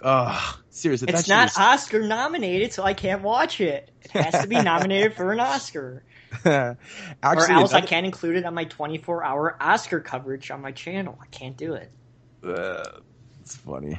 Fuck you. You wanted me to fight back. I'm just so not. fuck you. I can't get into them. I don't know what it is, man. Like it's just not for me, really. What it comes down to. Yeah, I mean, they're definitely not for everybody. Texas Chainsaw Massacre. They're definitely not for everybody, that's for sure, because, you know, the humor is very... What about House? House. Oh, the Japanese film House? Oh, that's a good Oh, fuck, that movie is definitely a what the fuck, man. Yeah. That is actually one of the weirdest movies I think I've ever seen before. It's so strange. There you go, I contributed. So strange. That's a good one. That's a really... How the fuck forget about that one? Yeah, that's a good one, man. That's a good one. Australian though, man, I love my Aussie flicks, man. But for what the fuck moments, I don't know, man. Not Snowtown Murders, that's for sure. Not so much what the fuck moments. Like what the it's fuck kind of is stuff this that shit? it's. You know, that I'm not much? like overly unfamiliar with, but you know, for a newer flick, of course, that has some interesting moments is I wouldn't say what the fuck moments, but you know, interesting. And Jeremy could probably agree as the Loved Ones. Yeah. It's a great Aussie newer flick that has a couple moments. I think Undead. Yeah, you too. Undead is another flick that actually turns into what the fuck. Undead might be a Kiwi flick though. I'm not sure. But it's from that region anyways. But the end of the movie of Undead is so strange. It's so fucking strange. The shit that's going on in the sky. Oh, it's strange. So I remember watching that one kind of going, oh, wow. I don't know, man. I love my Aussie flicks, man. I could go on and on talking about them. But for what the fuck moments, the Japanese flicks take the cake, though, man. I mean, really, we could just go on forever, but I just wanted to pick one specific director. All right. Because so that brings us to our third and final voicemail. We have one from Matt, finally calling in. He'd been saying he was going to, so here's Matt. Hey guys, this is Matt, and I actually have a question for the show. You know, there's been a ton of werewolf films, vampire films, you know, there's even been a bunch of Frankenstein, and including The Mummy. But there's no love for the Gill Man. What do you guys think? Do you think the Gill Man is the redheaded stepchild of the Universal line? Or maybe someone else, maybe like the Invisible Man? The last one I could think of was Hypothermia. You want to consider that a Gill Man type movie. Other than that, really enjoying the show, guys. Keep up the good work. I can't wait to listen to more. So let me know what you guys think. All right. Later. Man, did he just compare Creature the Black Lagoon to fucking Well, he said it's like Hypothermia? Gilman type. The guy... Yeah, I know. Well, it, you know, in a sense, it's kind of similar, but man, dude, the guy or that film Hypothermia is so fucking funny to watch because it's totally a dude just in a rubber suit. When you first see that thing, you're like, what the fuck? It's so true. Because I think when I was first watching the film, I was expecting something else, and it was just like a dude like in a wetsuit, pretty much. Yeah, very obvious, dude. But it's kind of funny, actually. That's cool that Matt finally called in. I actually did a show with Matt a while ago. Very, very interesting opinions and stuff. So, I would love to hear more voicemails with them. Mm-hmm. Yeah, Matt was good in that show. You really sucked. I know. That was actually one of your worst shows. I was like, Matt killed it. You were terrible. I was like, terrible. I remember he was like, how'd the show go? I was like, well, Matt killed it, but I sucked. Yeah. Got to step up your game if you want to win an Oscar for best podcast. I got to say, man, this is a good question because the creature from the Black Lagoon is my second favorite Universal monster. Who's the first? Frankenstein.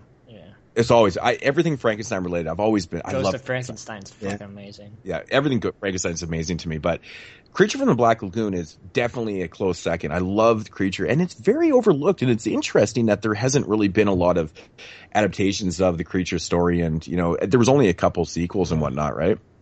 So. I'm really surprised that they haven't done like this kind of new age kind of did you know that there was Gilman story and stuff, because they keep doing Dracula and Frankenstein and all the other ones and obviously Wolfman, and they keep being adapted and stuff. But why not the Creature, man? He's a cool looking fucking that's the thing, man. There was a Creature in production, and I believe it was either head by Guillermo del Toro or Peter Jackson. I can't remember. One of those was attached.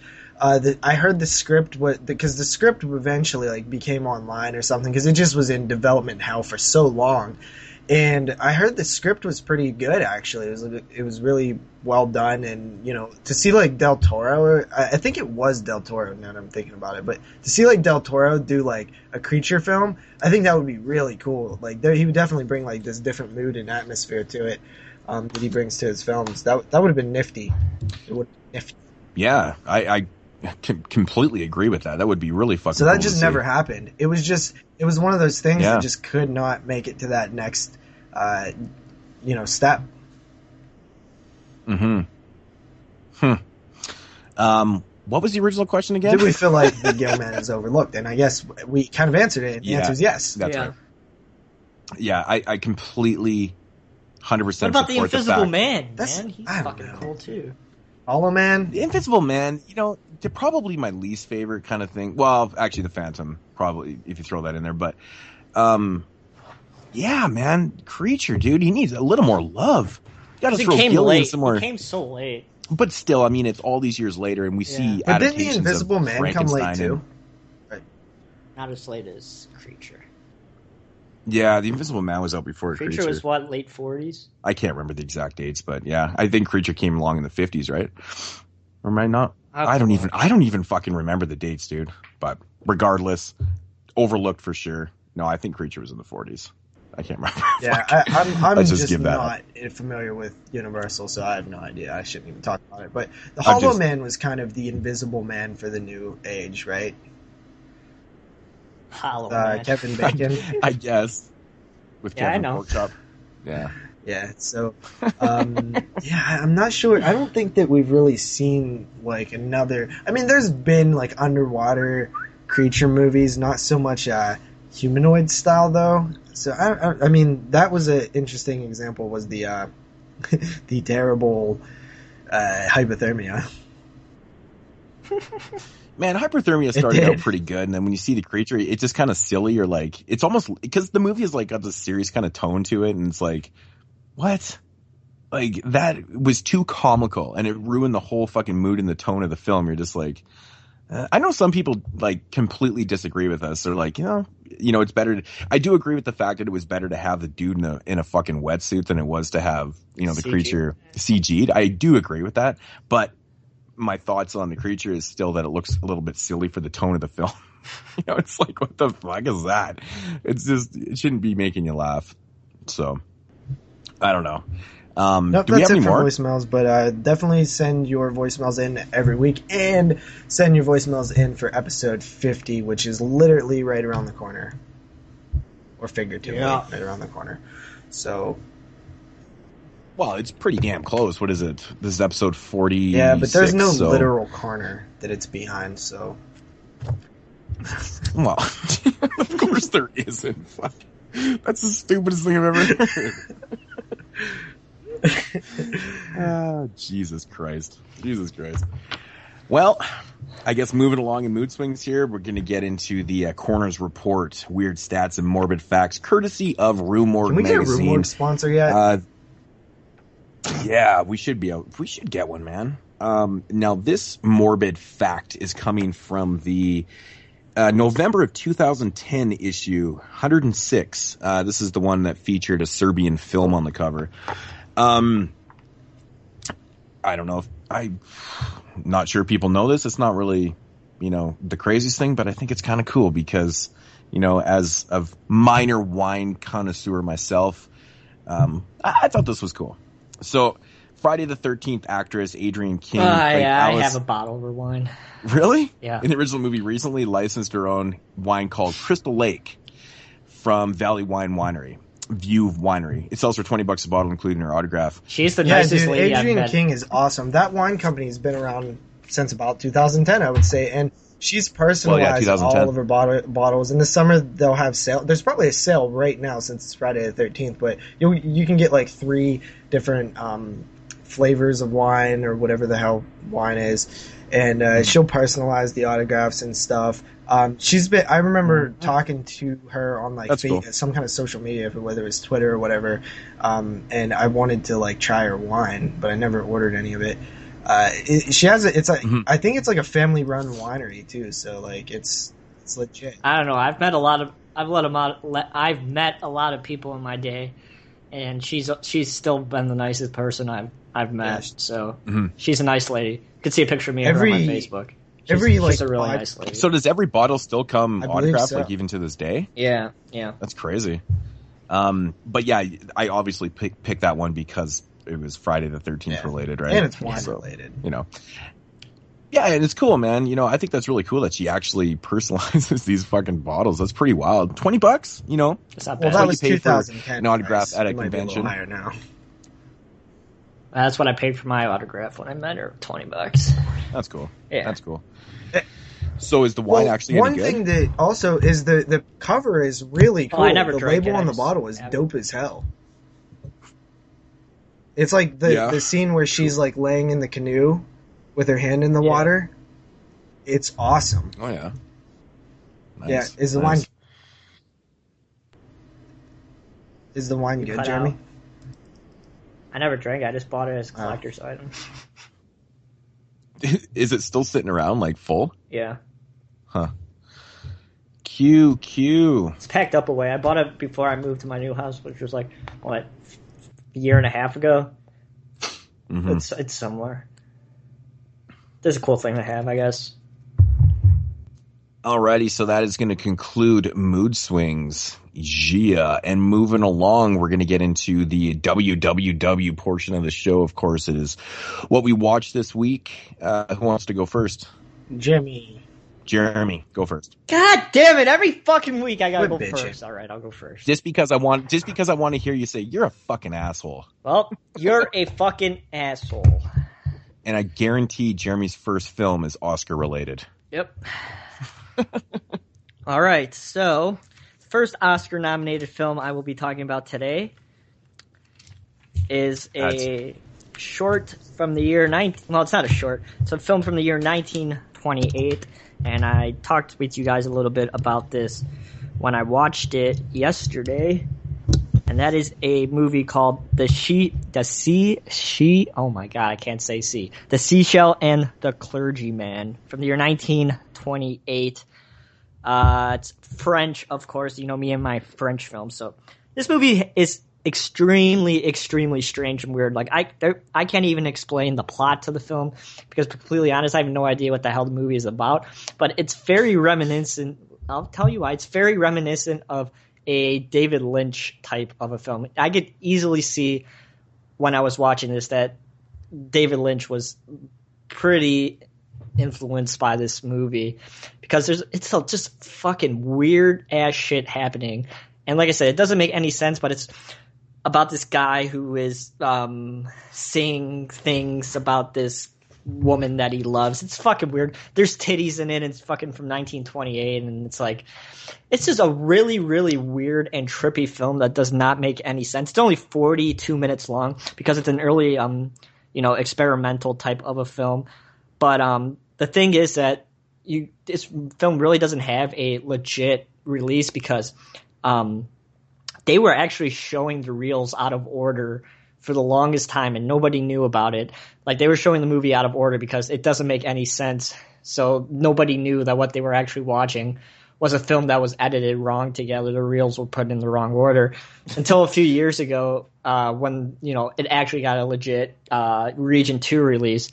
And they realized, oh, this is not in the right order. So they released the film with the correct order, and they added about 10 minutes of footage because if you see any footage, this film's in a Kino box set, but it's cut by 10 minutes. It's only 31 minutes long instead of 40 minutes long, the original cut, and that new 40-minute cut is only available on the Region 2 PAL release, which is out of print, and it's extremely hard to get, but it's the best way to see the film. But this movie is weird. If you like super imposed faces on glasses and weird-ass dream sequences, this film's definitely for you. Like I said, if you like David Lynch, definitely check this one out. It's from 1928, like I said, so it's silent, and the score that I watched it was actually really, really fucking good, and one of the most interesting scores that I've listened to when I've been watching these silent films,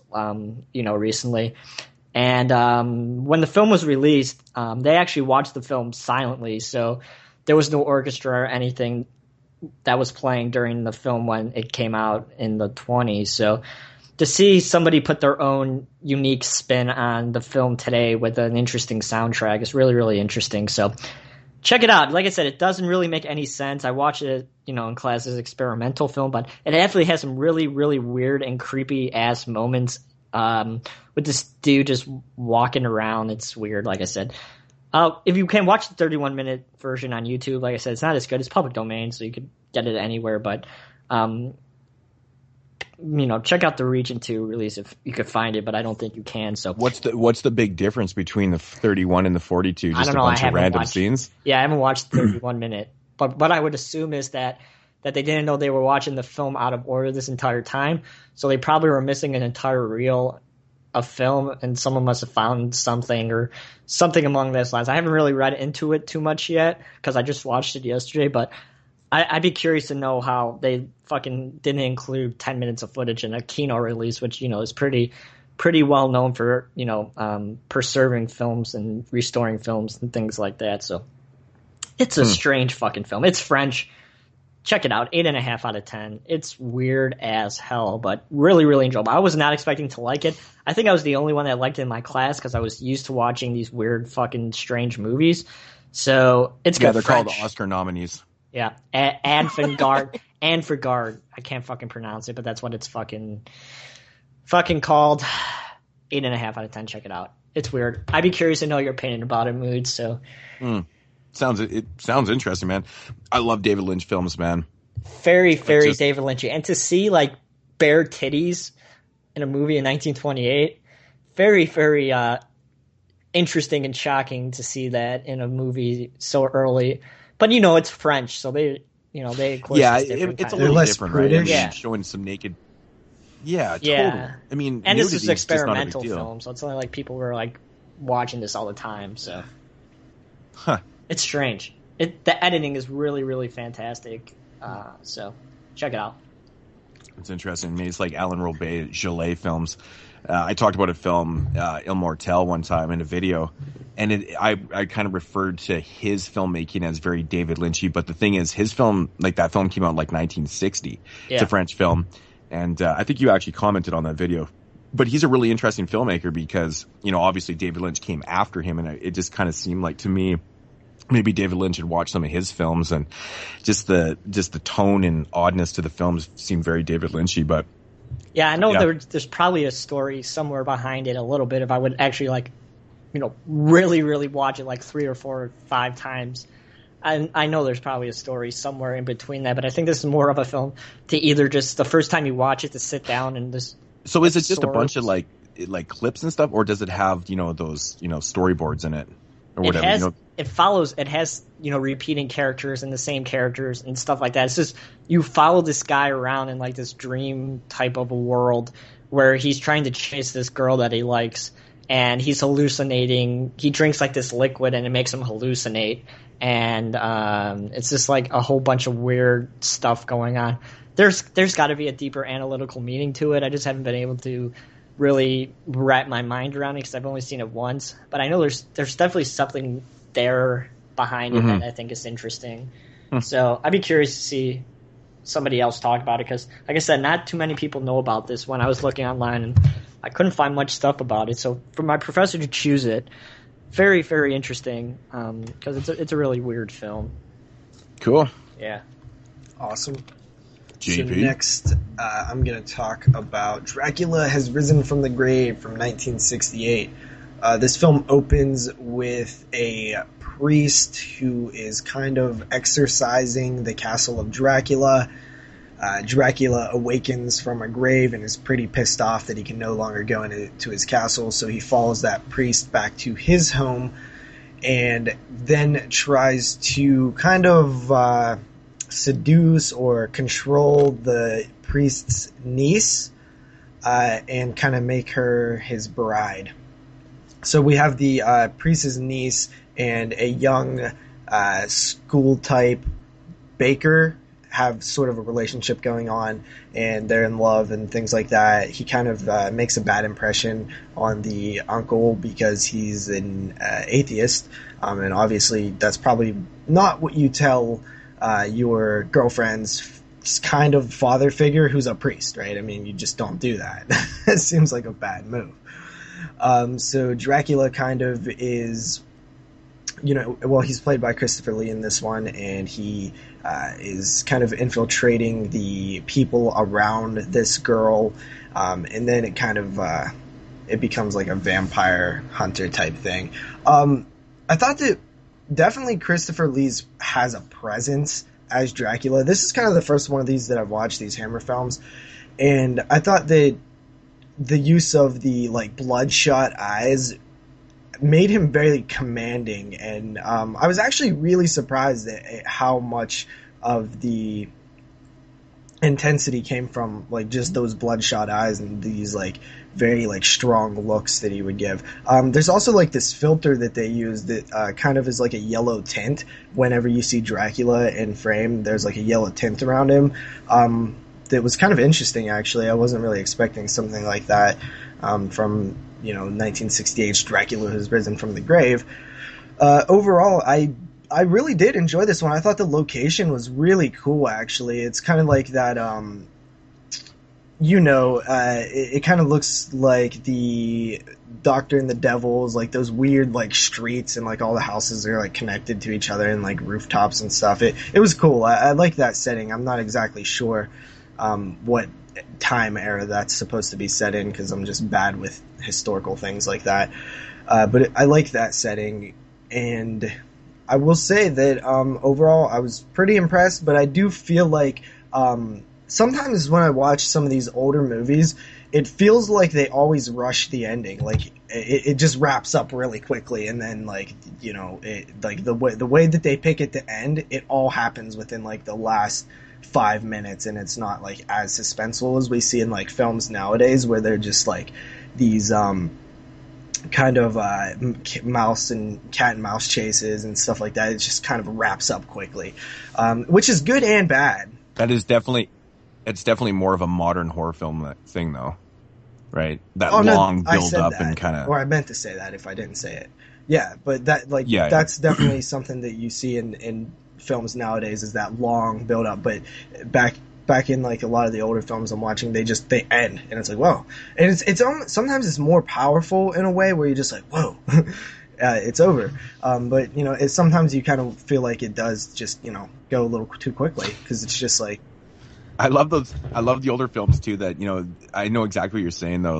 The film all of a sudden just comes to an end, and then it literally doesn't even have credits. It's just Technicolor, and then it goes to the menu. You're like, what the fuck? You're what the fuck was that?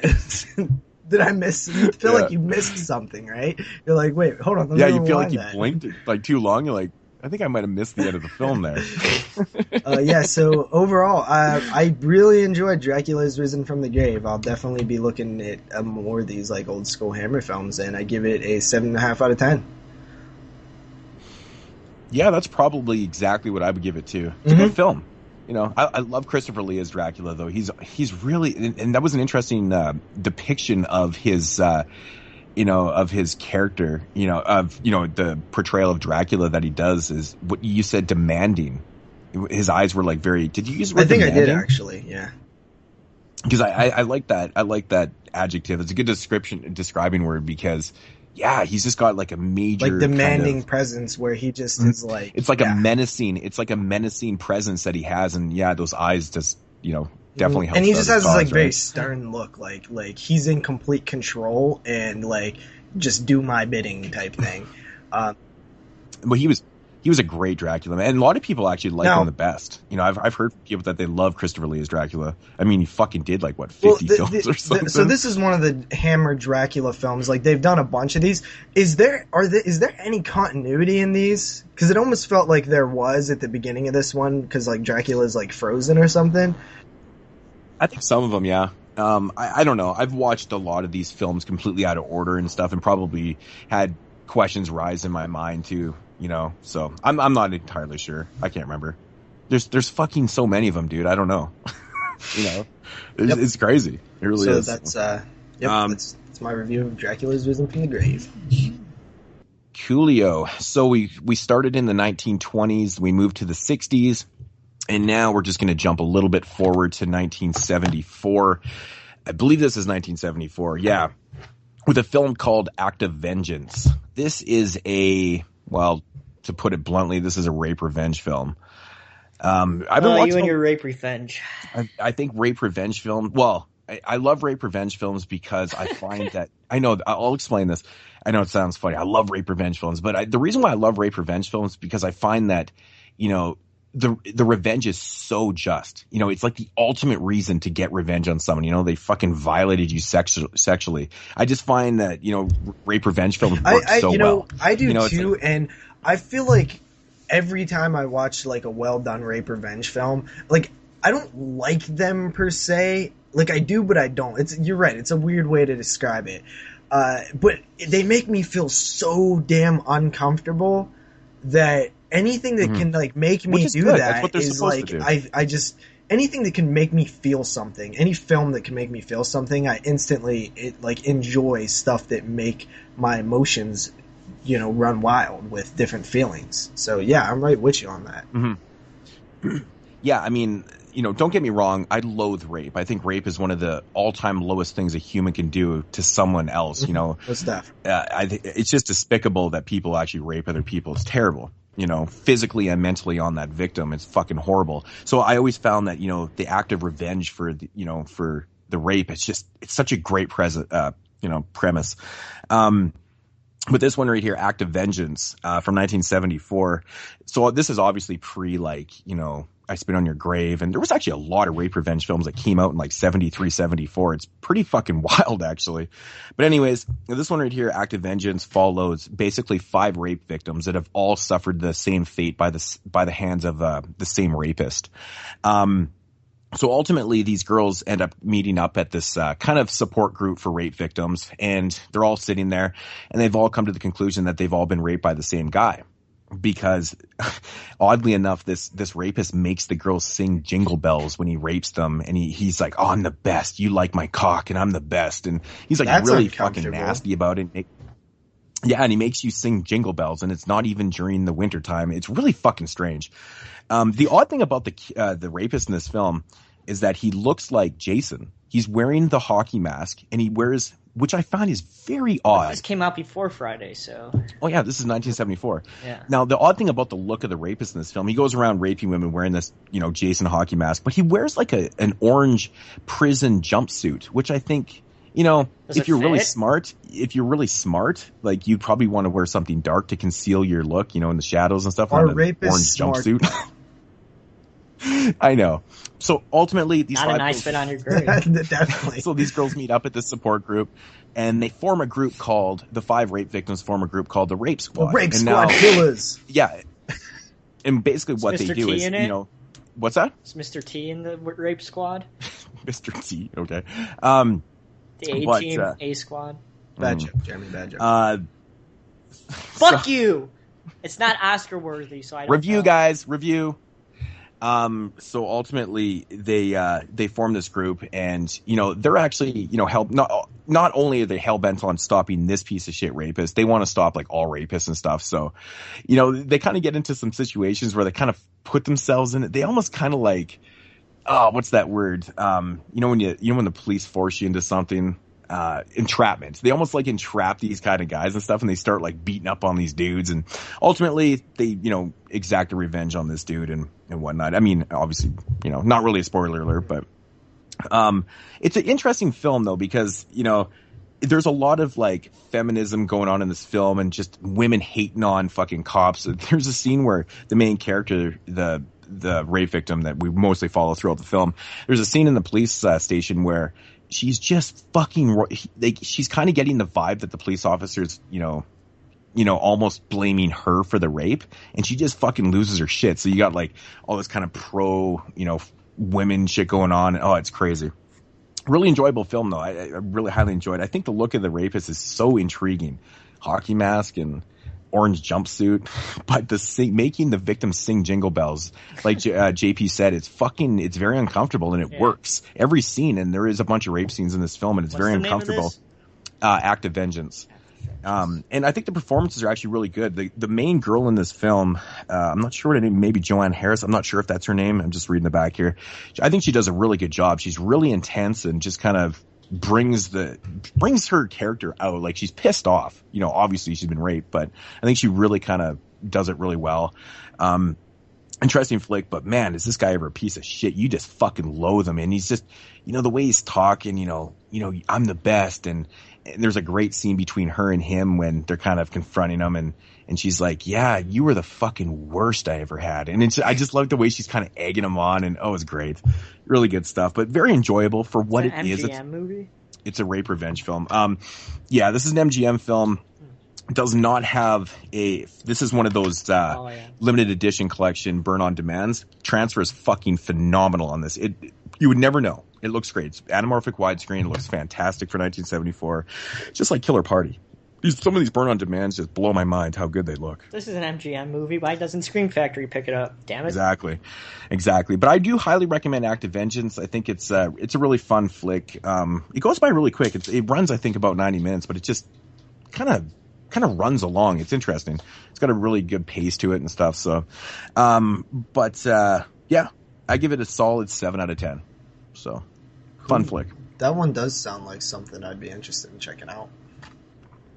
Yeah, the whole Jingle Bells thing, man, it kind of makes your skin crawl. It's horrible. I wonder why they chose that for the film. Why Jingle Bells? Because it's usually related to happy memories. It's kind of like setting your terrible rape film in the 50s, you know what I mean? Like, where you just expect it to be this happy experience. I guess so. It's like, totally, this you Leave associate It to Beaver Jingle Bells with happy environment. Christmas times. Well, I know Jeremy doesn't, but... I'm a Jew, a lonely Jew on Christmas. Okay. Come on, South Park. We know. I know what it is. You're up next. All right. So, I don't think I've talked about this movie before on the channel. I think I reviewed it on Body Bags, or pretty sure I reviewed it on Body Bags. But, of course, I watched this one also in class, again, for about the third time, I'm pretty sure. Of course, it's another experimental film. It's called Häxan, which, of course, is a Scandinavian. See, I'm not going to be a fucking idiot this time and get made fun of because I don't know Scandinavia like I did before. But Scandinavian film. Now, so which country is it from? Which actual country is it from? I think it's a... God, I don't even know. Norway? Is it like by Norway or something? I think it's actually a Swedish film. I'm very Swedish bad. because Phantom's Carriage is Swedish too. We probably all sound like assholes right now, but I think it actually is a Swedish film. Yeah, if I remember correctly. Yeah, so Swedish film, whatever. So this is another really interesting experimental type of a film that's really pieced together in a very interesting and smart way for the year that it got released. I wish I wrote down what year does it come out. 1922. Yeah. It is a Swedish film actually. Yeah, so I was right. So 22. This is 6 years before the movie I just talked about. So, people were still, interested. At this time we were still seeing some kind of experiments being done with cinema. And some really interesting, of course, United States were like, fuck that, we're not going to do any of that. We're just going to stick to narrative continuity, which we all know and watch today in Hollywood. But it's going to be really, really interesting structure. Film starts out in like this documentary type of a style of a film, talking about witchcraft and the rise of witchcraft, and it's done in a really interesting style with pictures and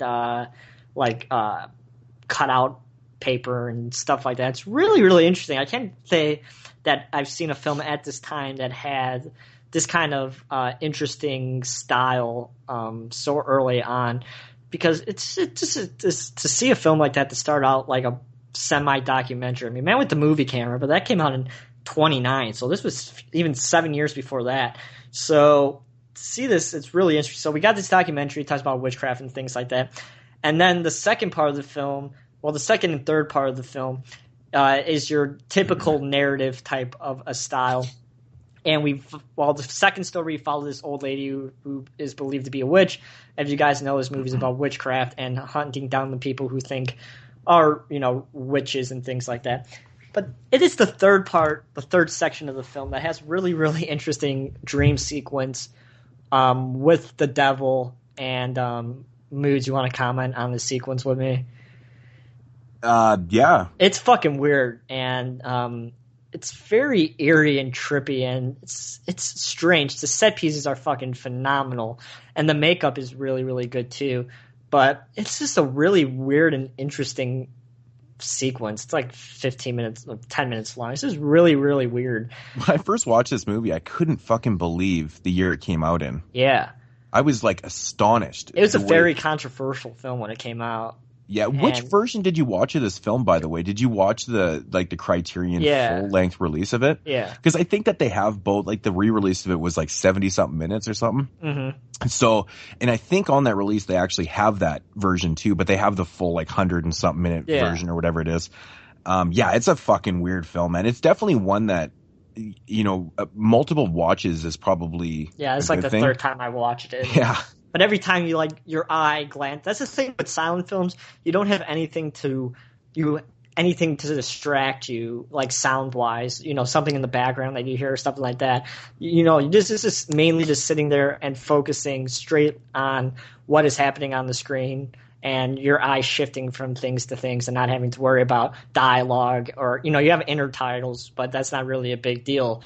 It's just mostly about watching what's going on. That's what I liked about the Seashell and the Clergyman so much, that you didn't have to focus on dialogue or anything like that. You could just watch the film. And I think that's like a really, really interesting and powerful way to watch cinema that we're not used to doing anymore, that we just pay attention to dialogue and stuff like that. And we really don't pay attention to actions and foregrounds and things like that started out cinema. And it's really... Now that I've been watching a lot of silent films lately, and it's really an enjoyable thing to do. I know some people like JP get bored by them and don't really have too much attention to watch them, but you're missing out on some really, really interesting and some good stuff, especially this one, because it makes some really, really interesting comments about mental illness, which we learn in the fourth part goes back to a semi-type documentary feel again, where the director himself actually comes and he comments on how people in, back in the day with the witch hunt and stuff like that these women that were often accused of being witches were actually have hysteria, which we all know is, sexual frustration. And that's what people thought, because they were acting weird, that they must have been witches. But of course they just didn't get laid. So they were acting weird and stuff like that. So that's another weird part that, they have it's like an educational type of people thing. Were fucking stupid back in those days. Yeah, really. It's not even that they were stupid; they were just uneducated. Hysteria at the time, means not getting laid or something. Messed up. Well, sexual frustration in women. It's what maybe they chalked it up to. Yeah, well, that's why the vibrator was made, because they used to have a doctor there's a whole come movie to your house and get your wife off. How fun is that? Yeah. There's a movie called Hysteria. It's really, really interesting. It's about the guy I've actually heard of that. The guy who invented the vibrator, and it's really, really interesting that people fucking burned people to the stakes because they fucking couldn't get off, or didn't see too many male witches, only female witches, which is interesting. But this is really, really an interesting movie. Of course, it came out a year after The Phantom's Carriage, which I've stated my love for that film many times before. So This is a really interesting one to watch with The Phantom's Carriage because both films make a really, really interesting statement about mental illness and how it's treated, in the early 20s. It's still pretty relevant today to the way mental illness is looked at across the world. And I think it still stands today. The messages that both Phantom's Carriage and Häxan is trying to get across. Really, really interesting. And I recommend it. Check it out. It's really, really weird. And like I said, it's experimental filmmaking at its core early. So 8 out of 10. How long did you say that one was? 8 out of 10. Wow. It's like 100 and something minutes. 104 or 5 minutes. I've heard a lot of people actually talk about that film. That would probably be an interesting. I know that one sounds favorite. more interesting to me than some of them do because I like mental illness talk and stuff like that, and especially seeing it from a point of view of that era, which is just it would probably be mind blowing to me. Well, it's interesting because it's a few of the era that the film was made in the 1920s, and it's a few of it in the 1600s or whatever during the witch hunt. So it's interesting. It's a really interesting early film from the 1920s. It's really good. I recommend you check it out. Cool. Yeah. So, The Pit and the Pendulum from the year 1961. This is directed by Roger Corman and starring Vincent Price. We have a young man who goes to Spain where he hears of his sister Elizabeth's death. He then begins to question her husband about the mysterious nature of her death because she has died from fright after seeing the torturous pit down under the house where they have like all kind of torture devices like the Iron Maiden and stuff like that. Those crazy ass things that people used to die from. So as we begin to learn and uncover more of the mystery, we find out that Vincent Price's character Nicholas, his father killed his mother with some of those torture devices. We find out that maybe dying from fright isn't as likely as they probably thought it was. So then, the story kind of unwraps. I don't want to spoil too much. This one was really cool. It definitely set a cool mood and atmosphere, in the castle and, the cinematography, this, creepy, dark castle, especially when they, the nighttime scenes and things. And I will say that there's a couple moments in this film that are just really spine-tingling and really definitely leave a impact. One of which is when they are messing around in the tomb of Elizabeth, investigating her body. I thought that scene was really creepy, and the very final shot of this film is actually very, very, very creepy as well. But I will say that I felt like the last shot also leaves some unanswered questions that can be considered a giant plot hole, in my opinion. So that kind of was a bit of a negative to me. Well, it is a Roger Corman film, and it was probably made for about $4 or $5. True. And hey, he was like, guys, I'm really week. putting myself out here on this one. I'm going to give you a $5. Do what you can. I gave you a Mr. He was Lincoln. always known as a cheap fucker, man. Gave you a Mr. Lincoln. Just do it. That's why all Roger Corman films are so fucking short. Yeah.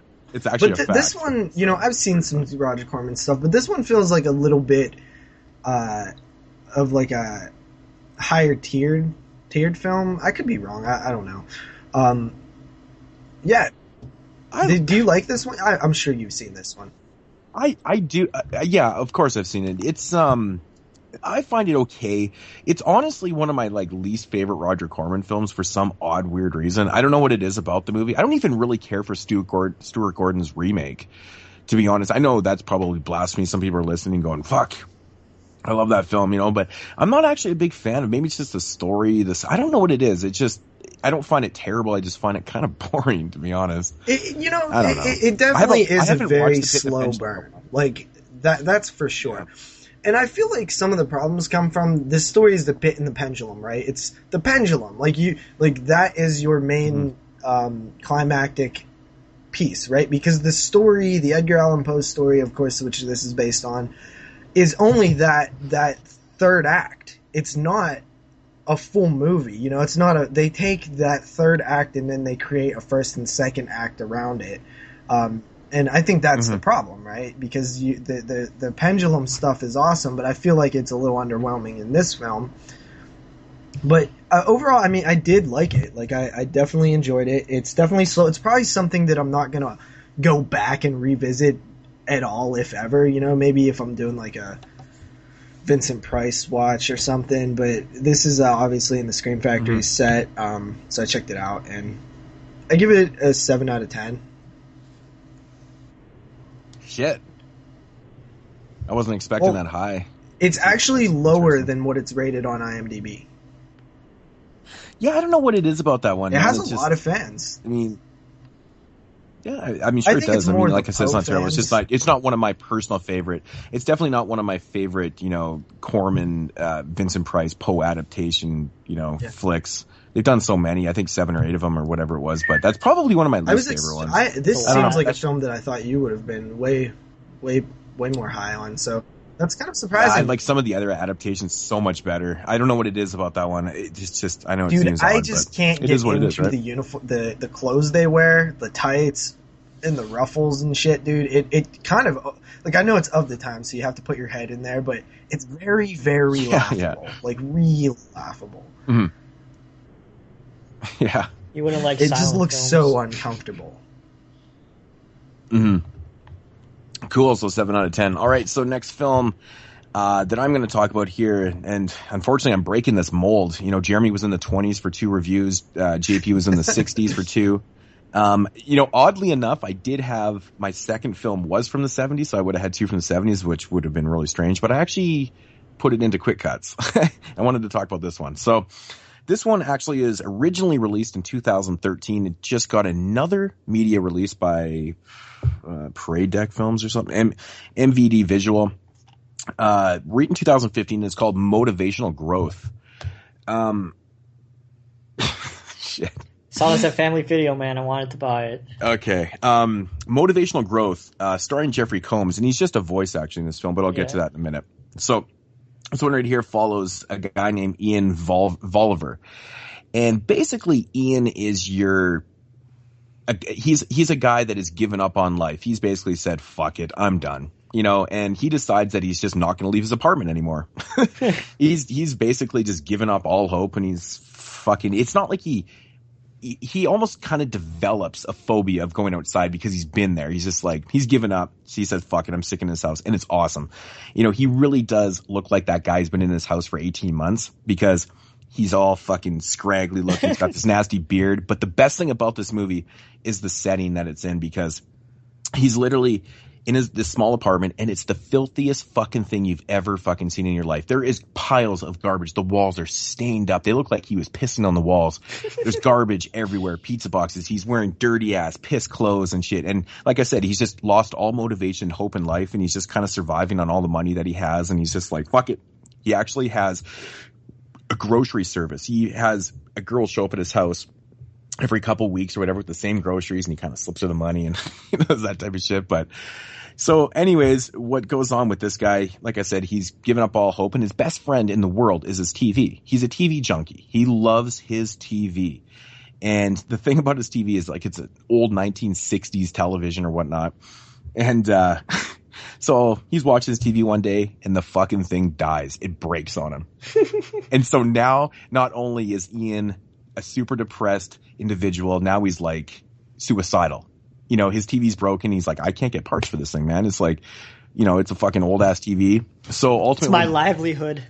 Yeah. So ultimately he decides to do the inevitable, and he heads to the bathroom and he tries to kill himself. And of course, Ian sucks at life on the outside world, and he sucks on the inside too. And his suicide attempt is botched. He fucking lives. So anyways, he steps up on this, you know, on the bathtub and falls down, wakes up sometime later, and he's facing this massive pile of mold that's right next to his sink. And the mold starts talking to him. It literally starts talking to him, and it's Jeffrey Combs' voice. So now he starts this relationship up with this mold because it's kind of becoming his friend, and the mold has been giving him advice. He's like, well, you need to get off your fucking ass, clean your act up, shave, get some new clothes, get out in the real world, meet a girl. And so he's like, well, he's very reluctant to the mold, but he starts listening to him, and he ultimately starts to clean up his act. And he notices this girl that lives in his apartment building, and she, walks by his place every day, and he checks her out and kind of starts this relationship with her and stuff. And, but yeah, so he becomes really good friends with this mold. And now, since his TV has been dead, he at first he thinks that the mold is really trying to help him, but then he starts getting these really odd, not subliminal messages, but his TV starts giving him messages that, the mold isn't what it seems to be. So then it starts this kind of conflict going on, and I'll just leave it right there. So then he kind of gets a little confused on things in reality, and it kind of switches. So ultimately this whole film takes place in an apartment. It's one setting, and it's fucking awesome, dude. Like, they made this place look so filthy and gross. It's so believable. You're just like, how the fuck could anybody live in this? If you've given up on life, give about shit about anything, this is how you're going to live. So it's pretty believable. There is some characters that come and go from the film. Like I said, there's the grocery girl. He's got a landlord that keeps coming by the house, and he's fucking funny too. He keeps asking us for his rent, and of course Ian won't leave the place to get the money, so he keeps kind of putting it off, and he hasn't paid him in like months, but the guy's like, well, he's good for it. It sounds like Worm. Yeah, this is great though, man. It's really good. Like a Worm type of a movie. So like I said, he starts kind of this relationship with this girl, and there's things going on with her and shit. So there's only about 5 or 6 total people in this film. But it's just awesome. It's one of these films that's all set in one place. It just really does work. Jeffrey Combs, the voice of the mold, does such an amazing job. The script is awesome. Like, the dialogue is enough to keep you so intrigued. There's times in the beginning of the film before the TV breaks, or just when the TV breaks, Ian is like actually kind of doing, I can't remember the actual cinematic term for it, but he's talking to the camera. He's kind of doing that little bit. Breaking the fourth wall. So he's talking to the camera. And, you got that kind of going on, and it's really intriguing dialogue, and you kind of feel sorry for him. But man, okay, I'll get into the effects here. The mold kind of reminded me of kind of like the huge monster from TerrorVision, that type of effect. It was just awesome. It's like this big rubber thing with moving lips and pretty cool shit. And the TV is just all tripped out. But the other aspect of this film that's really cool and keeps you intrigued is the soundtrack. The soundtrack is all done by like 8-bit Nintendo sounds and music and shit. And it's not it's not even to the point where it's super comical. It just fits, because basically Ian has kind of stepped into this world of you don't know if he's completely lost his shit or what the fuck is going on in his reality. He's in some type of weird kind of warp, so the music really oddly fits in this film. Really fucking entertaining film. I was so entertained from top to bottom with this. Great performances, effects, and an awesome ending too. The ending was fantastic, and I was a little worried at first actually when I was watching the film. I was like, is this one going to end really shitty because it's going to ruin it for me? And it didn't. It kind of delivered. I thought it was really cool how they did it. And yeah, I really highly recommend this film. 9 out of 10. Motivational Growth. Check it out. Jeffrey Combs is fucking, as the voice, is awesome. And the funny thing is, his voice is kind of unrecognizable. He kind of puts on a different kind of tone to his voice, and I think it's really interesting. Yeah, but I recommend this movie with the highest recommendation. When it goes down to $1.50, Jeremy, pick it up. Oh, I might drop a $5 on that one. I think you'll really enjoy it, man. I know JP will. I think you'd like this one too. So. I like how you know what films we will like now and stuff, that we've talked about so many films that we could just tell now. Well, I think that, because I know you're a really big fan of what we call contained horror films. So this one all takes place in an apartment, and it's got things going on, but it's really intriguing. Cool. It's got enough going on that it's just fucking weird though. It's a weird even when film. I seen that one around when it got announced and stuff, I'm pretty sure we covered it in the DVD releases and stuff. I've always thought that it looked kind of cool, and just based on the synopsis and stuff. Yeah, really fun time. Oh, awesome. Really cool, fresh air, man. It's awesome. Segments. Segment time. Into segments. Jeremy. All right, so, oh man, I'm going to talk about a doozy today. Oh, this one's not very good. Actually, I think this is an Australian film, to be completely honest. Snowtown Matters?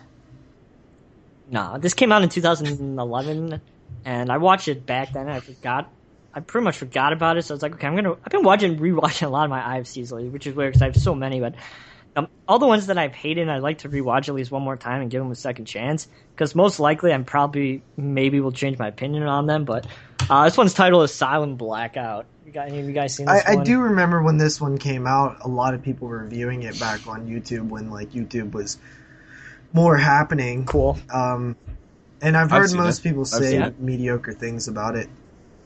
That's exactly what I'm going to say. So this movie is interesting. It's about we follow this cook in this insane asylum, and one night during this wicked storm, the power goes out and all hell breaks loose inside this insane asylum. All the inmates, get out, and they start going on a killer spree, murdering everybody, and that is pretty much the synopsis of the story. It's boring as fuck, to be completely honest. Like the first half an hour, it's just before the power goes out. It's just, relationship, character building, which is fine. I don't mind that. But oh man, I was getting bored really, really fast. And I think if they had stronger characters and some stronger screenwriting, the film could have possibly been a little bit better. But the main character, he's not very good. If a film has good acting, it has a chance to be semi-okay. But as you guys probably know with me, that if a film has really bad acting, I'm probably gonna rip it a new asshole, because that's just one thing I can't stand is bad acting. And man, if anything is presented in a film that's typically called mediocre editing, story, all that, I can handle that. But if you got bad acting, yeah, you're not gonna like what I'm gonna have to say about it.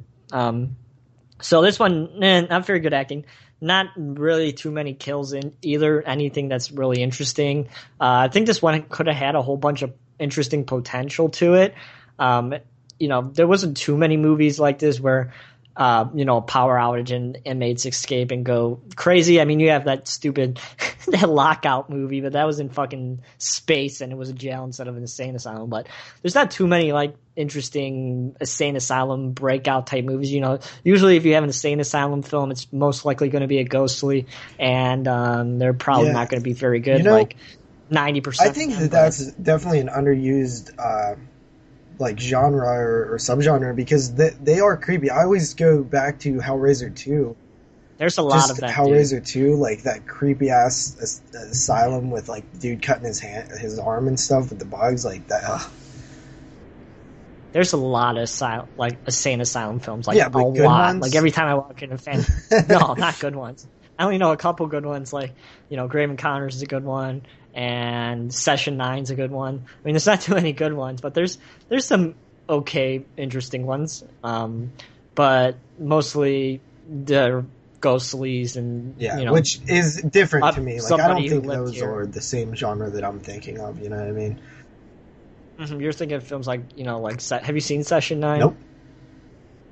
From 2003. I think it's one of the first films that were shot in HD.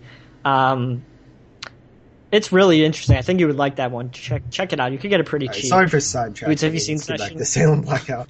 No, man. I have it sitting in the collection. I still haven't watched it. I know. Oh, you picked that up when you were here, didn't you? No, I don't think so. Oh. I think I grabbed it a long time ago. I don't know why I haven't gotten around to it. But. Mm-hmm.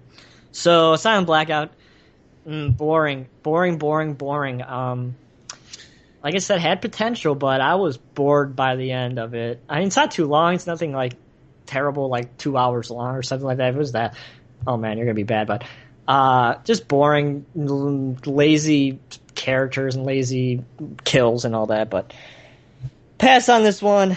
Another IFC 4 out of 10. I definitely will not be watching this one again. So 2 times is enough for you. I don't remember watching, or I don't remember hating it that much, but I don't know. Boring as fuck. I think I watched it on Netflix, actually. I don't own a copy of it, but... Yeah. All right. So, JP? My new segment that I'm going to talk about, because I kind of ran out of the horror documentaries that I haven't talked about yet, so I'm going to restock on them, and I'll bring that segment back in a little bit. But for right now, we're going to do a segment called A Closer Look At. This is kind of going to be a version of the thing I used to do on my channel with the video. Take a special edition and kind of review the film and then just touch on the special features as well. So the first film I decided to go with is The Vampire Lovers from Scream Factory, of course. This film follows a vampire by the name of Carmilla, played by Ingrid Pitt, and she kind of infiltrates. Yummy. Yeah, she kind of infiltrates this family, where she kind of almost like seduces. It's like kind of an undertone, though. It's there. Seduces the daughter of kind of a family, and she's a very naive, just young girl who's like kind of looking for love and stuff like that. But this vampire Carmilla kind of just controls everybody in the film, and I'm actually not sure what her goal is. Now that I think about it, she's just being a vampire, you know, like feeding, and I think she kind of falls in love a little bit. And then we have the people becoming aware that she is a vampire and trying to stop her. But there's much more to it than that. It feels like that's like the simple way of explaining it, but there's definitely a lot of things happening in this film. Jesus Christ, dude! Everybody's like really busty and low cut tops in this film. A lot of boobs and stuff. I was like, whoa. And overall, I really did like this film a lot. I was definitely into it. I thought that Ingrid Pitt did like a great job as the Carmilla vampire, very seductive and very just in your face in like this smooth type of way. Really cool stuff there. Moodz, you like this one as well? It's awesome, man. It's really fun. Sleazy. One of the sleazier ones from that time. But at the same time, I think it's more about the look, actually. It feels a little, you know, like, it feels a little less, I don't know if sleazy is like the perfect word for it. There's probably a better word. But yeah, definitely very sleazy in terms of like the nudity and stuff. It's definitely very almost like exploitative, you know what I mean? Exploitive. Yeah, so into the special features, there's not a whole lot on this one. We have, I guess I'll rate the film. It's 7.5 out of 10. Really enjoyed it. Liked everything about it pretty much. I didn't really have any problems. But the special features, we have a commentary with... This has to be an old commentary because I know Ingrid Pitt has passed away, and she's in this commentary. She sounds very frail. Like, it's almost hard to hear sometimes because she has moments where she has to stop and breathe for a couple seconds at a time. It's actually kind of uncomfortable to listen to. She's very hard to hear. There's some interesting stuff here. They talk about Peter Cushing and when his wife passed away, how they tell a story of when he wanted to like commit suicide and stuff. It's not a great commentary. I wasn't that into it, but there's definitely some things about like how they really say that there was no intention to make this a lesbian undertones. Like they basically say like, no, there's definitely no lesbian things here unless you see it that way. But I was like, really? Like wow. Ingrid Pitt was like really serious about like, no, I don't understand why people say there's so many lesbian it's about lesbian vampires. It's clearly not. And I'm like, really? What are you watching? That's strange. That's so strange. So that commentary wasn't that good. But then there was the probably most interesting thing on the disc is a featurette interview with the redheaded vampire, or the redheaded daughter. She talks about her experiences in the film, and it was really interesting. It's only about 10 minutes long, but she talks about how she really kind of regretted showing her breasts and being nude in the film. She said she was a virgin during the filming and she really didn't know anything about sex or anything like that. Very interesting to hear her kind of talk about this. It shows like a different time. But one of the things she said was that when she got casted, they almost didn't go with her because she wasn't like busty enough. And she swears that she went and ate a bunch of like yogurt and it made her boobs grow, and that's how she got the part. take What the into fuck? it what you will. That's awesome. But I just thought that was a hilarious story. And then there's a reading from Ingrid Pitt of the novella or the short story that is absolutely dreadful to sit through. It's like 12 minutes long. And there's another interview with that interview was 20 minutes long. That was with the actress. That was really cool though. But then there was a featurette which kind of just explained the history of the film. That was only 10 minutes long, but that was really cool as well. It talked about like how Hammer and AIP came together to make this film in the 70s, and for 10 minutes they covered like the whole history of the film. And that's pretty much it for the edition. But that one interview alone, the 20-minute interview, was like worth sitting through. That it was really funny and really interesting to hear how she kind of regretted all this stuff, but at the same time was happy that she did it, but still regretted it, would do it different. Huh. Yeah, I haven't watched any of the special features. Yogurt Yeah, and that was boobs, all the funny, girls out man. there that That wanna was have funny. bigger tits. She was like, Some I yogurt. swear to God, that's what happened. And I was like, really? All you gotta do is eat some yogurt, girls. That's out about there. the appropriate reaction. It's like, really? Yogurt. Pretty awesome. The fuck? All right, so for my Italian Stallion of the Week, this is a film from 1970. I believe it's 1974. Is this one as funny as last week's? What did he say? No. Why did you take my balls? Something like that. It's so fucking funny. That's probably the hardest I've laughed on the show. It's Fuck, so man. fucking funny. Yeah, in such a dreadful film to have such a funny line. Oh my God. It was so worth the watch just for that line. Yeah, this one's actually from 1974. Another film from 1974. And it's called The Girl in Room 2A. Released by Mondo Macabro. Yeah. So, pretty simple premise to this one. Basically about a girl that has just been released from prison. She got kind of wrongfully arrested, spent a couple weeks in the jailhouse, and then she gets out, and then she moves into this boarding house because she's got really nowhere to go. And, upon moving into this boarding house, she kind of notices that the woman that runs this boarding house is kind of odd. She says really weird things. Everything about her is kind of odd and stuff. Anyways, one night, when she thinks she's sleeping, she's not quite sure if she sees this person or not, but she kind of sees someone like in her room, and the next day she starts seeing, or she sees the same person, and she kind of concludes that no, maybe she wasn't dreaming, and she kind of gets this feeling that she's being watched and followed and stuff like that. Then she actually meets up with this random guy that kind of confronts her and says, "Hey, you're staying in the room 2A in this building," and she's like, "Yeah." And they kind of get conversating and shit like that. And she's like, and the guy's like, "Well, basically, there's something going on in this hotel." And she's like, "Yeah, I kind of get the feeling that there's something wrong with this place."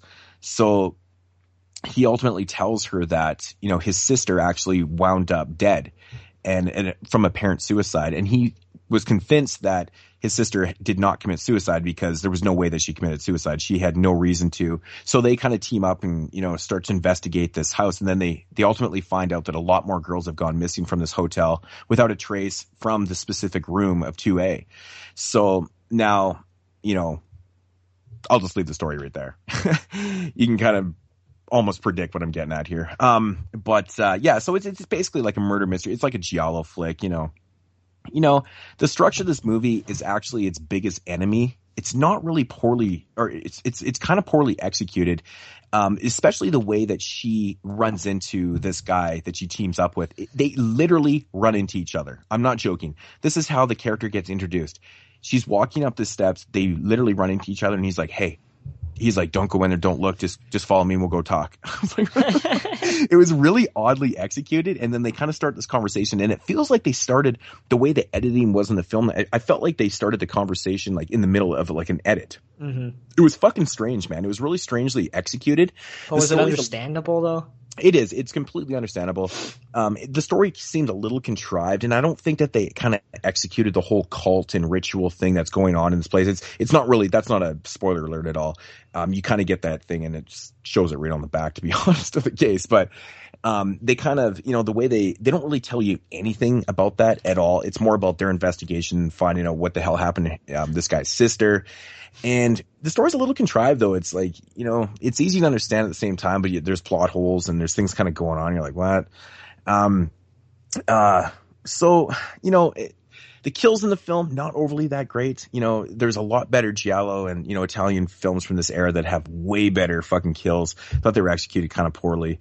The ending was disappointing, but one of the biggest things about this film that kind of threw me off a little bit was the odd soundtrack.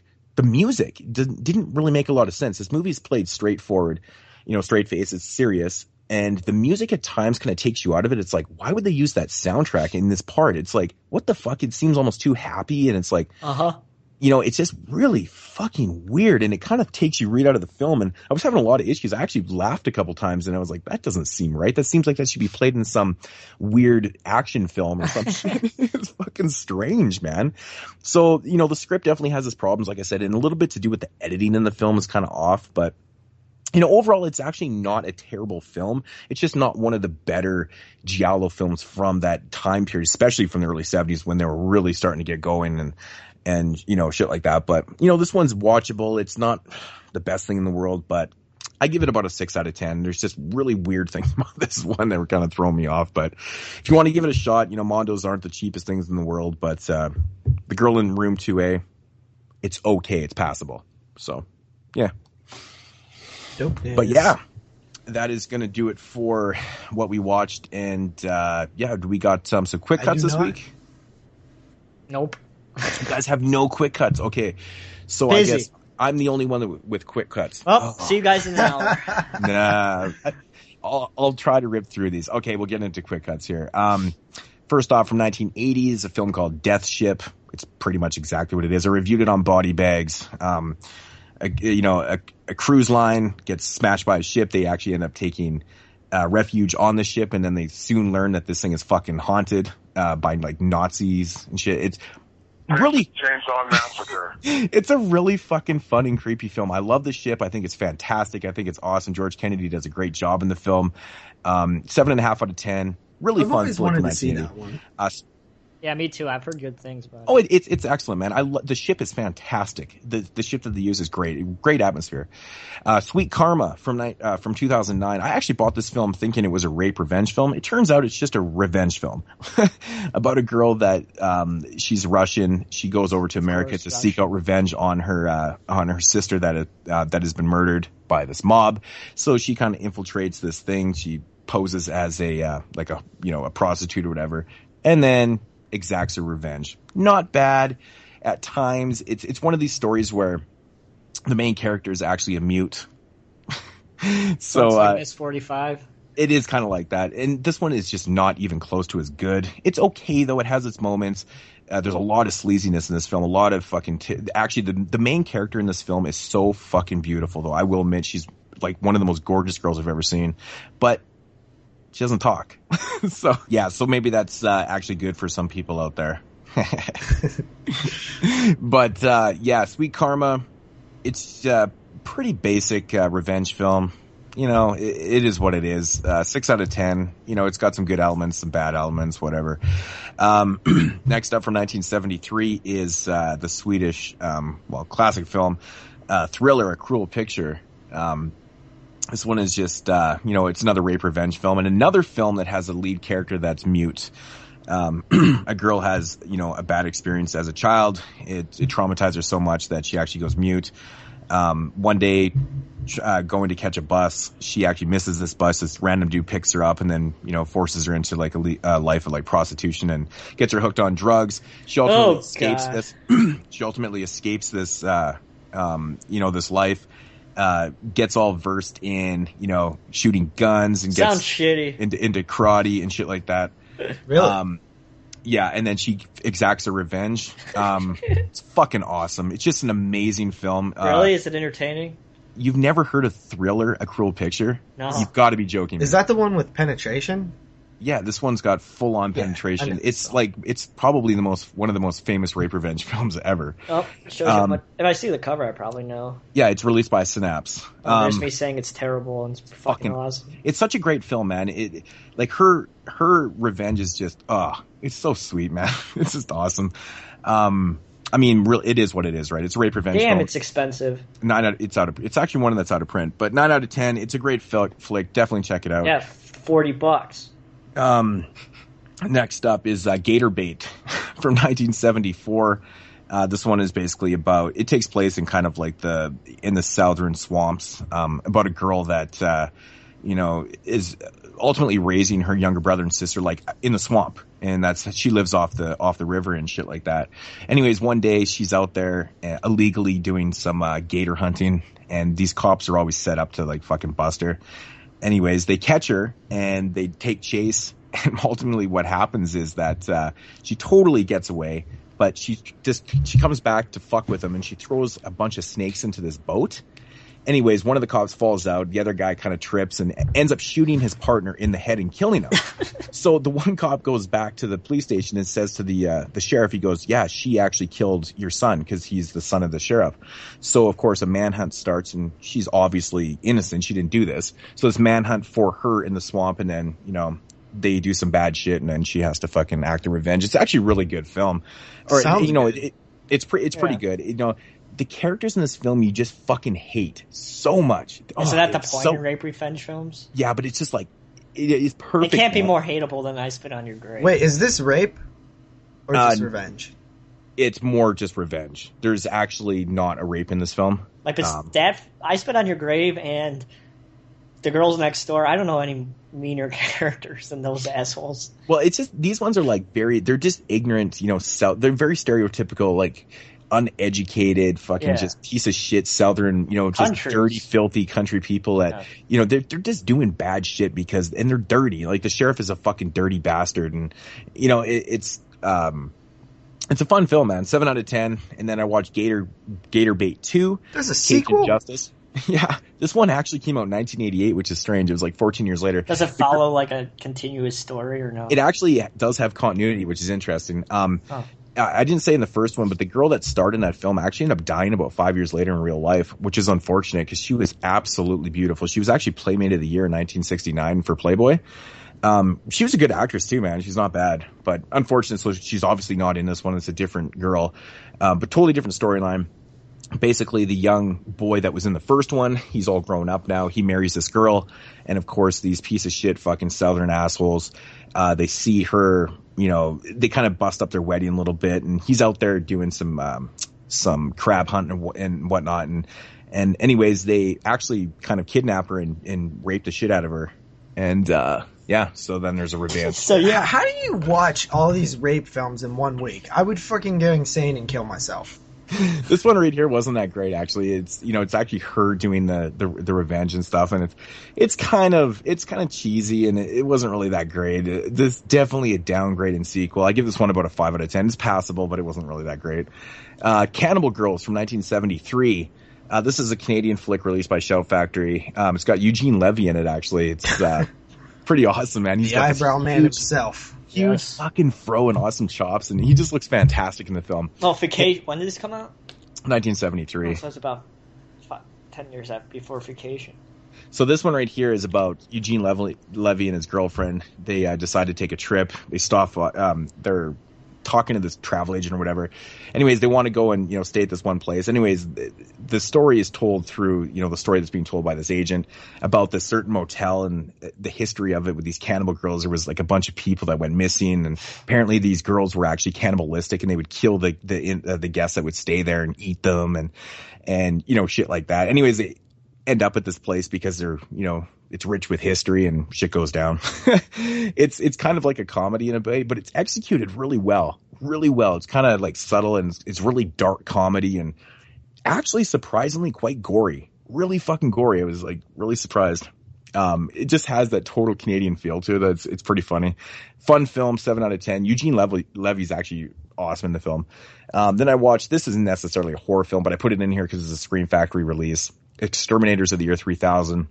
From 1983, it's a post-apocalyptic film, basically set in a world where water is non-existent, and water is basically gold. These guys, they find out about this precious kind of area where there's this water, and it's just a battle between them and all these, these post-apocalyptic films. There's really nothing new here. Some pretty cool stunts, not bad. Overall, a little disappointing. I've seen a lot better Italian post-apocalyptic films than this, but still watchable, 6 out of 10. And finally, for quick cuts, I watched King Kong from 1933. Finally got my hands on the fucking Blu-ray. finally got my hands on that Blu-ray. And, you know, just revisiting this film is just like, it's such a good fucking movie, man. It's so well done. I mean, not only for the time, but it's just an interesting storyline to the film. I love the fact of like they're making this movie in the movie and all this crazy shit happens. And I love that structure. You know, I think it's fantastic. I mean, it was obviously super original for the time. And, you know, even watching it today and seeing the effects of King Kong, and I love the scene where he like kills that dinosaur and he just breaks the neck, and it's kind of vicious actually for what they did. And just an overall fantastic film. If you've never seen King Kong, the original film from 1933, you have to check it out. It's classic. 9.5 out of 10. It's so enjoyable. It's such a great film. And that's going to do it for Quick Cuts. Nice. Yeah. Wasn't that quick, but...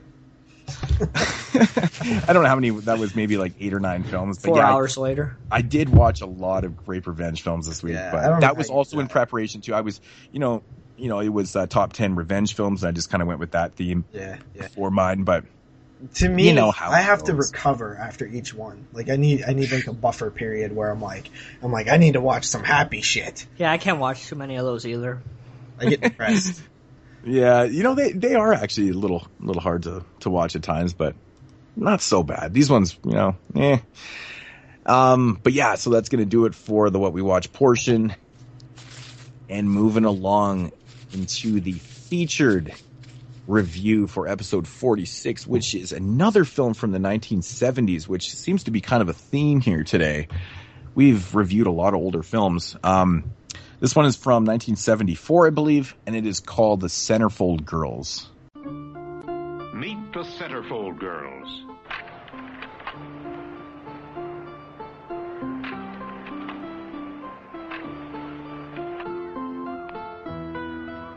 They're the most beautiful girls in the world. 307 from Seattle. They're ready for anything, anywhere, anytime. Either that or swim back 8 miles. Well, thanks for the exercise. Help you ladies keep those bodies in good shape. I don't need that kind of exercise to keep my shape. And what kind do you need? If I knew you better, I might tell you. How far is it from beauty to ugliness? Now look, we both know you've got too much talent to keep on modeling. You be nice to me and I'll get you into something big. Now. You know, Melissa was right. There is a 4-letter word for you, Perry. B-O-R-E.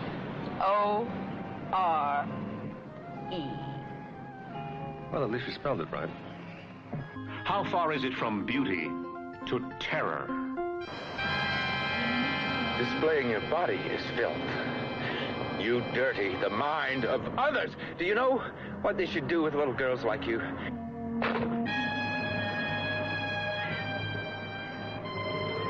I'll make her look real pretty. Hey, here's your chopper. She's got $600 in her account.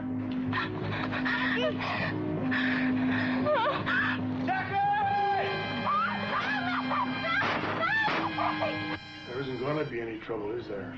I mean, between you and me? What are you talking about? You know damn well what I'm talking about. I just want to help.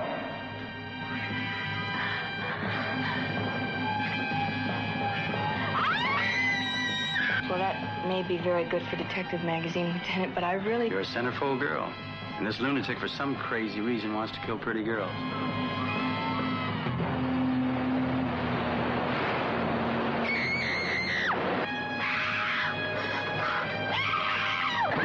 He had his choice of the most beautiful girls in the world. Which would he love? Which would he kill? You scream and I'll slit your throat. The Centerfold Girls, rated R. Ultimate sleaze here. Yeah, this is basically an exploitation film. Oh yeah. That is, you know, very interesting actually. It is weird. I don't think I've ever seen an exploitation type, almost prototype slasher film in a way ever structured like this before. Yeah, it has a weird story, the way it's broken up into like different stories. Basically what this movie is it's got like a 3-story arc to it. Yeah. You know, it's almost done like an anthology film, but it's all one story. Very interesting actually, basically about a fucking crazy dude that decides one day that you know, he doesn't like what these girls are doing, these pinup girls. Yeah. He feels that, them showing off their naked bodies and shit is bad. And, lots of naked bodies in this movie. Being the crazy fucker that he is, he decides that, he needs to kill them to save their souls or to set them free or whatever the fuck it is. And that's exactly what he's doing. And the way the structure of the film is, it's told in 3 different parts. It follows one story about a pinup girl, which is like, I think it's like Miss March. And then there's a second story, which is following Miss May. And then the third story is like Miss June. So it's done in 3 different, kind of stories, but it's all one linear, leading up to one arc. Yeah. So I've never seen an exploitation film like this. Have you guys ever seen this before? No. Well, I don't think that I have.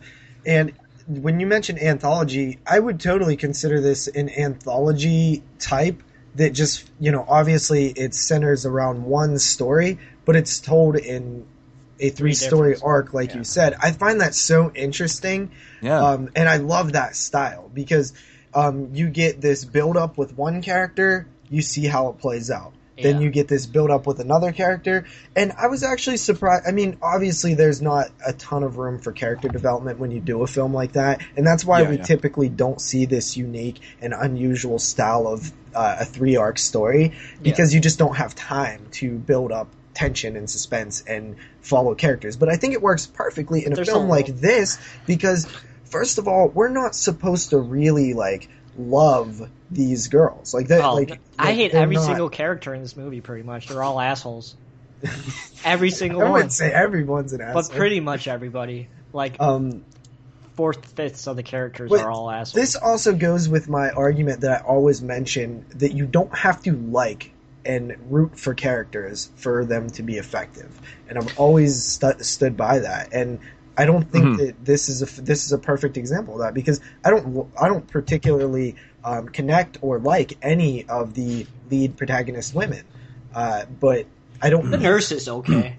Well, that's the thing I was going to say. I think the nurse, I think her name was Jackie. I actually felt pretty bad for her because she was fucking terrorized. And then she has to go through the bullshit with the fucking sleazy motel owner, too. Not even the owner. His wife was a bitch. Well, no, that guy was a piece of shit, though, too. You can tell that he was definitely wanting a piece of her because she was all broke down. But then his wife was a piece of shit. Yeah, there's a lot of assholes in this movie. Not likable characters in this film. But I thought the first story was actually probably the best. Well, it was my favorite one. Yeah, it was. I thought it was really sleazy. Really well. Yeah, me too. It was really fucking sleazy, and you almost feel shitty for her because she's really being fucked around. Yeah, but she's being so nice to them. She's being nice.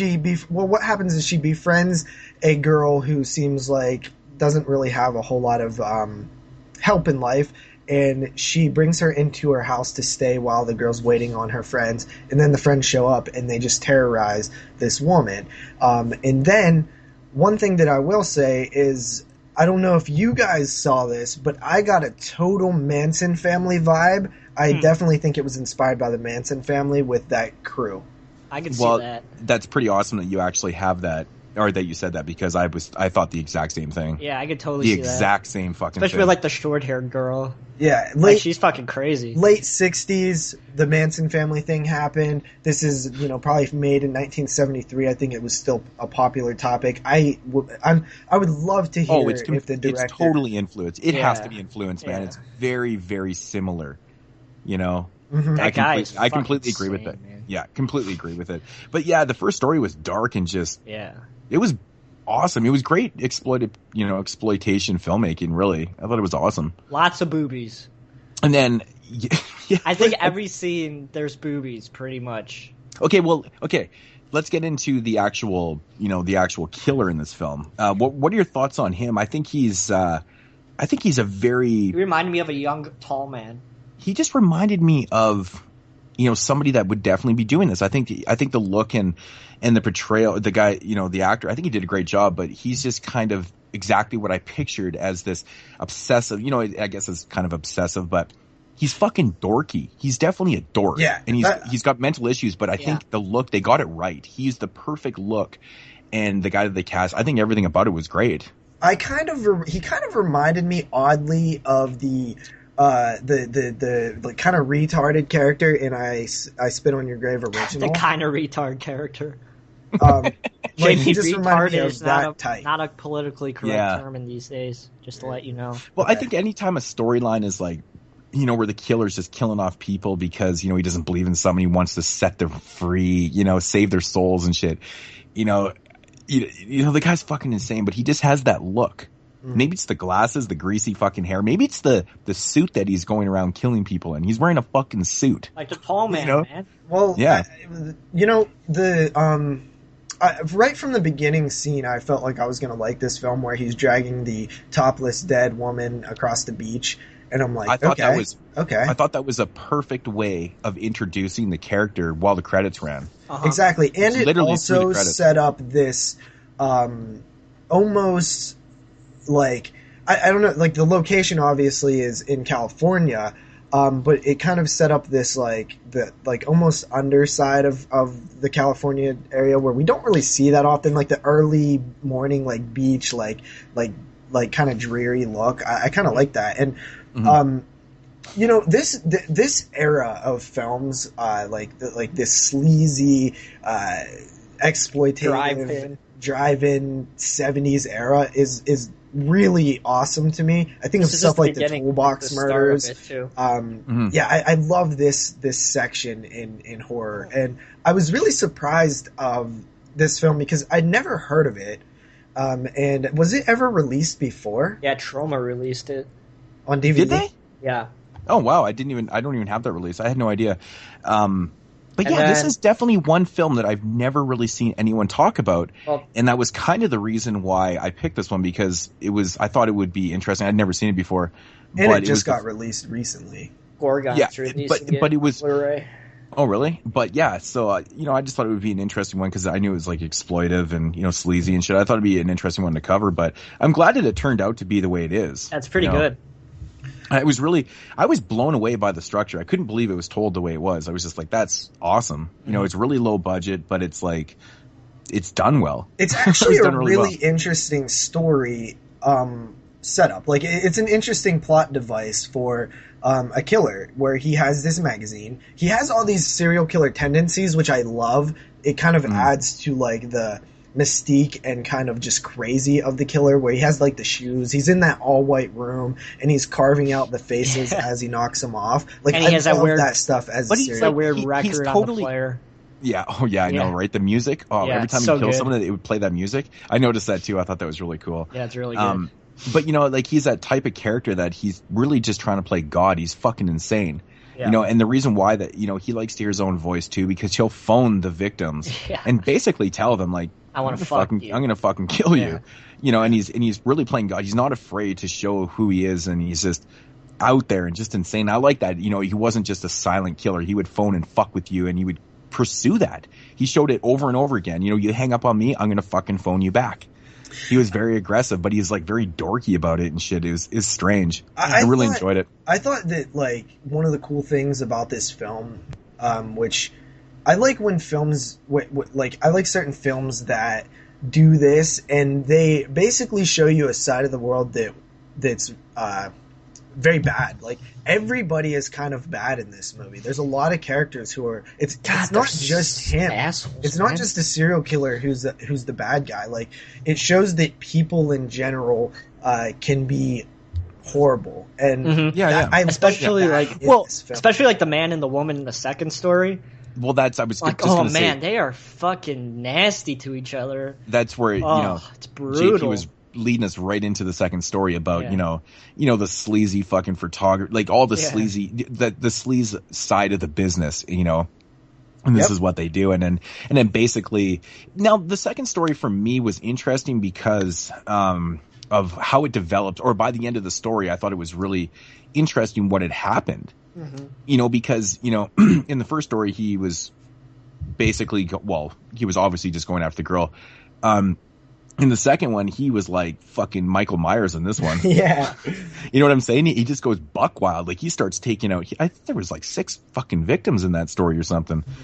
Yeah, I love the so location. It's kind of a different structure. It was a different structure, and it just goes buck wild. But like you guys said, that he killed a lot of shitties. Yep. A lot of shitties. Everybody that deserved it. Yeah, so it's kind of weird. It's like, it has this weird feel to it, but I don't know. You don't care that they die. I thought the second story was, in my opinion, was maybe the weakest one, but it was still agree enjoyable. As well, I think so too.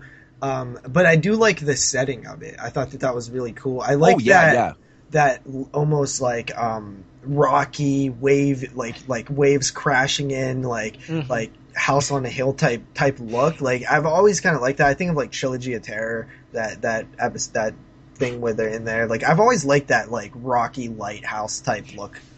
And this movie never fails to be sleazy too. You know, there's some pretty good shots on the island, but I love the scene where they notice the girl at the bottom of the rocks, and of course her shirt's open and her tits are hanging out. Oh yeah, you gotta, of course, because there's tits everywhere, man. Yeah, you gotta have that. But you know what I was surprised about? They didn't show any under the waist shots, really. You know, there's a couple asses, but I thought that was interesting too. No muff. There was one scene where a girl was taking off her pants and her underwear started to come down, and she pulls them up, and I was like, wow, no muffy. Yeah. No muffy.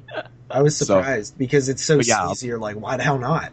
A lot of tits, but yeah, beautiful woman in this one. But the second story did have some pretty good, actual cinematography. Like it wasn't bad, some good overhead shots. Nothing at all bad for Grindhouse movies. Well, that's exactly what I'm saying. I think for such a low budget film, it's actually done pretty well. I think in general, films from this era have been completely panned to being these just mindless exploitation, like no thought. And I've always kind of seen the opposite. I've always thought these had more weight than usually credited to.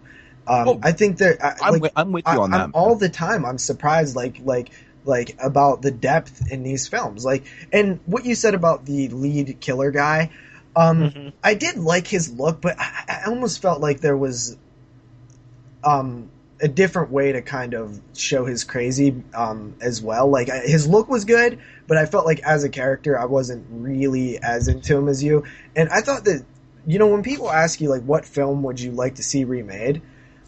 This is kind of maybe the answer that I would go to now. I think there's a lot of things you can do with this story. I think this wouldn't be a bad film to see kind of remade. Interesting. Yeah, I try to avoid I that don't think question it would like work, the plague. though. Maybe films that you'd like to get remade. I don't really want to see films being remade, but I don't either, but I'm saying if they're gonna remake stuff, like this is probably one that I would go to more than like Children of the Corn or something. You know what I mean? Like I feel there's more. There could be stuff explored with the psychology of the guy, and that's kind of what I was getting at. Like the mental cracking and the cracks in the wall in his brain. Like there's this guy's effed. And I think that there's make it more psychological. I think it really does work, though, that you really, you get introduced to the killer right away, and there's really no story for him. You just kind of take it for face value that this guy's fucked in the head and he's doing God's work kind of thing. But I like that mystery. Like, he doesn't, maybe when he was a child, maybe his mom was a pinup girl and it fucking haunted him, and maybe this that's is why, interesting. Maybe this is why he's fucking snapped when he's older and he's killing, because he figures that he didn't like the fact that his mom was maybe portrayed as a whore, so this maybe is why he's killing off these women. See, we don't know these things, but it's kind of fun to think about things like that, and I like the mystery of that. And when I finished the film, that was the first thing I thought of. I'm like, maybe his mom was a fucking pinup girl and he thought she was a whore, and this is why he does this. And I like that mystery that it's not explained, and I think it works. Yeah, and I'm not really talking about explaining why he's doing it. Yeah. But I'm talking about it showing more of him, like more of his psycho tendencies and his craziness and things like that. And I honestly think that the Manson family was a great part in the film because they are so annoying. Like, they are just, you want to strangle them because, like, they just start going buck wild as soon as they enter the house, and it's just like, what kind of people are you? And you really do feel for the woman who's stuck in that situation where she's like, they just have no regard for what she is saying at all. Yeah. So, what did you guys think of the third story? Like how he basically kind of, tricks some people into telling them where this girl is, and I don't know, man. I kind of liked it. Yeah, it wasn't as good as the first one. Yeah, I think the first is definitely the strongest. Yeah, the first one definitely is the best one. It's just that atmosphere too. But not even the atmosphere. I think it's like the best shot one too out of all of them. What do you guys think about if they would have, between the second story that we see and before the third story, if they almost had like a kind of montage, if you will, of him picking off like some other girls, like just the death scenes. I almost feel like there's this soft like 70s music playing, like where he's in the back of the car or something. Like I just can see like these like the soft 70s. It's like very it's almost like porno. Yeah, and I could just see like this like sleazy like death scenes where they're like really they're not like jarring, but they're just like almost like Last House on the Lefty. With the deaths, like I think that would have been cool to show, like that girl's the last one or something. I don't know. Yeah, I mean, I actually didn't have a problem with the transitions. Like, I kind of realized how the structure was going, and I was like, okay. And then it just kind of cuts in the third one. I just accepted the fact that he just booked it off the island and he's back on the mainland. No, I didn't have a problem with that either. I just wanted to see him get to more of them for some reason. Like I just want to see. I just like the idea of like he's just going one by one. I guess he only made it to the third one, but then they show the book of at the later point in the film where you see that she is the last one. So we kind of didn't get to see those other girls that he. Yeah, so the movie kind of picks up. Yeah. Because he'd already. I wish it would have gave like a time lapse of how long. He killed one at the very beginning. Yeah. On the beach. And then the second story the first story was the second victim. And then, of course, the third victim was the second story on the cliffside. And then we get to the fourth girl. Yeah. But we see that he had gotten to all the other ones. So I almost feel like it would have been an extra, like, nude boobs and more throat slits. Like, yeah, that could have been. That's interesting. Or even if it just showed the victim, like... like the victim in each spot, you know what I mean? Like with their throat slit or something like that. I don't know. Obviously it's just me thinking outside the box and trying to think what I did, but. I don't know. So what are your thoughts on the third story? I thought it was okay. Yeah, it was good. I feel like once you had that, all those things happening in the first story, it never got to that level again. But you kind of accept it and you're cool with that because that first story was really good. So and you have to think of what time of movie it is too. Yeah, I never had a problem. Like, I don't think it was as it's better than the second one, but I don't think it's as strong. But I still enjoyed it. I even the second one I still enjoyed. So I mean, the second one still cracks me up. It's just like how high the body count gets in that one. Just like the guy goes he's like just a fucking maniac. I think it's in kind that of one. out of character of him a little bit. Slightly. Well, that crazy. Well, I mean, the point is he's supposed to be just killing these Centerfold Girls, and he kind of has to kill some other people to get through. And then, of course, there is a body that's, gets killed, or a person gets killed by another girl. Accidentally kind of thing. I feel like it's like it kind of shows him almost in a light where it's not just a regular guy anymore. Like, this guy's good. And I don't like when they do that in these type of films because to me he should be a little sloppy because he's just a regular guy doing this. He's not a Michael Myers or a Jason or something like that. So when he's picking off people like that, standing behind walls and grabbing people as they run around the corner and stuff, that to me shows a little bit of like a unbelievable characteristic of this, regular guy. So I don't like I'm okay with it. It didn't bug me at all. It's just something that I don't like per se. Yeah, I think honestly, I like the way the kills were done in the film. Like, I think that you didn't really need to see. It wasn't over the top. They're just simple. They're just simple. Well, there was a good scene where he actually, maybe minor spoiler alert, but he kills the wrong girl in this one scene, and he I think isn't in the third story, where I think it's in the second story. It's the third. It's the third story, yeah. He slits this girl's throat, and I just like the way it just pans down and it just shows the fucking stream of blood right in the sink. It doesn't show the the gore on her, but you totally get it, and you're just like, oh, it's brutal. I've always liked that about 70s filmmaking is you see a lot of kills aren't to where you see like blade touch flesh per se. You know, it's more of this like this slow like aftermath look, and I've always kind of liked that. I like aftermath in general, like seeing a body and it like kind of stays on it. And I love when filmmakers can really kind of show the lifelessness of a body in death, because a lot of times in modern horror I feel like they cut to it and you see it for a quick second, and like, but they would stay on it in the 70s. They would stay on it, and the body, you know, sometimes you would catch some movement, and you know, that's bad obviously, but when they do it good and you can't see like no breathing or anything like that, like when he was burying the girl at the beach, like I felt like a lifeless body was on screen, and I love that feel. There's a couple scenes in the film actually where they cut to like still shots, so it's like almost like a picture is being shown. You can tell, and that always cracks me up in the 70s when they do those like still shots. You're just like, okay, I like that style though, man. There's something about it that I've always enjoyed. But then again, you know, when you do those type still captions or whatever, you know, you're not gonna see that body breathing. Yeah, you know, it's like lifeless. you do in so many fucking movies. Yeah, it's kind of funny, but. I don't know, man. Overall, I thought this was a really, really enjoyable film that just surprised the hell out of me. I couldn't believe the structure of it, man. I was like, fucking rights, man. This is awesome.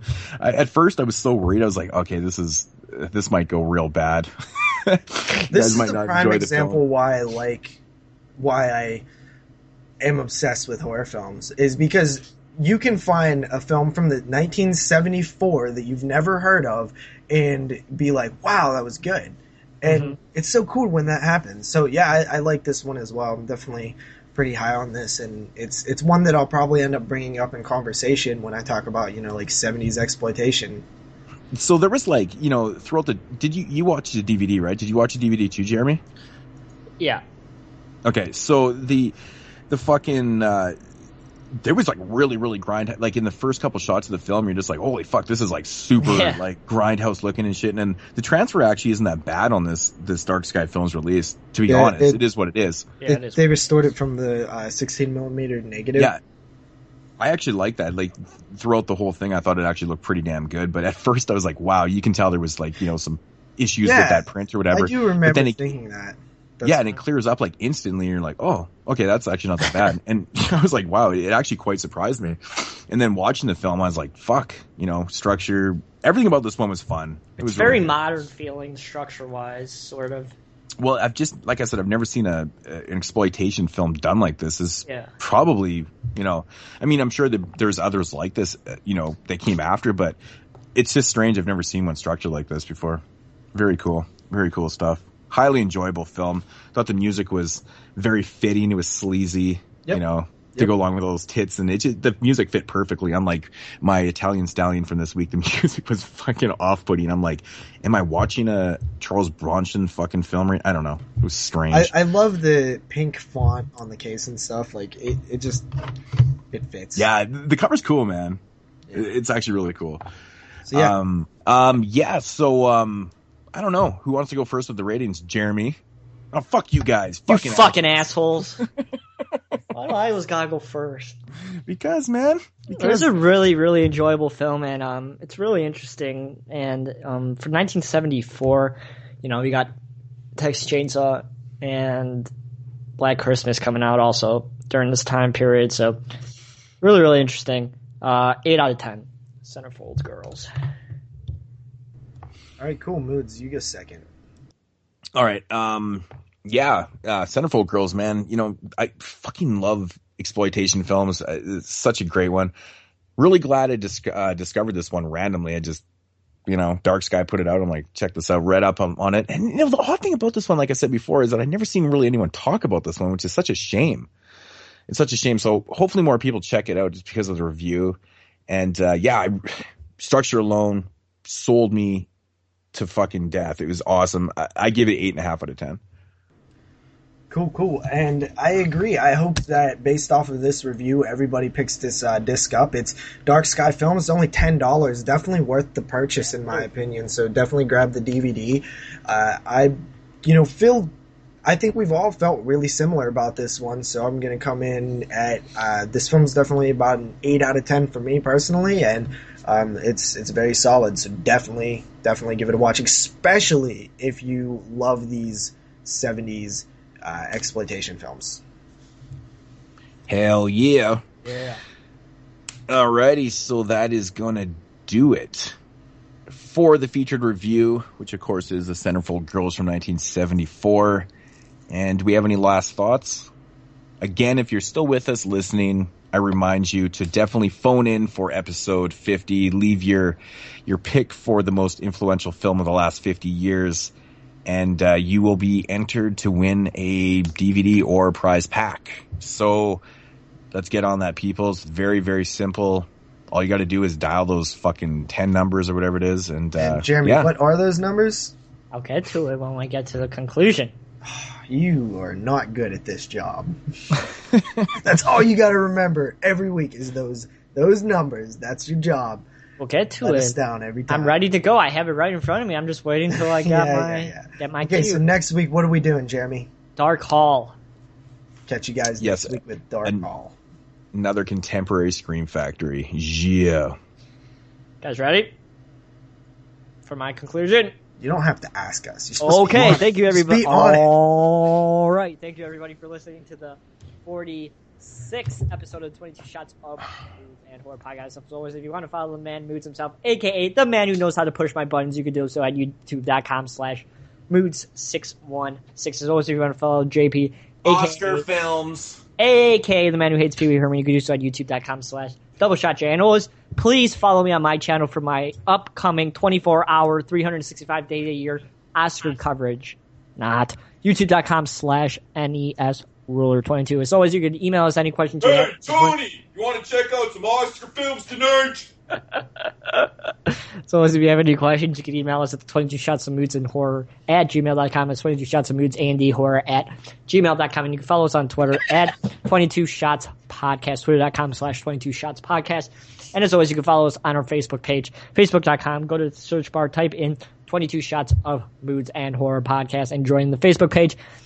And as always, you can follow us on our website at the 22 Shots of Moods and Horror.com. It's 22 Shots of Moods and Horror.com. And you, of course, leave us your voicemails for episode 50, 724-426-6665. As always, leave us a voicemail for the upcoming 50th episode of 22 Shots of Moods and Horror Podcast. And please let us know what you think is the most influential horror film of the past 50 years. So that should do it, folks. We'll be back again next week with the 47th episode of 22 Shots of Moods and Horror Podcast. We'll be talking about Scream Factory's newly sci-fi released film, Dark Hall. Sci-fi. Yeah, and in case you couldn't understand any of that incoherent rambling, all the links to what he said will be below. See you guys next week.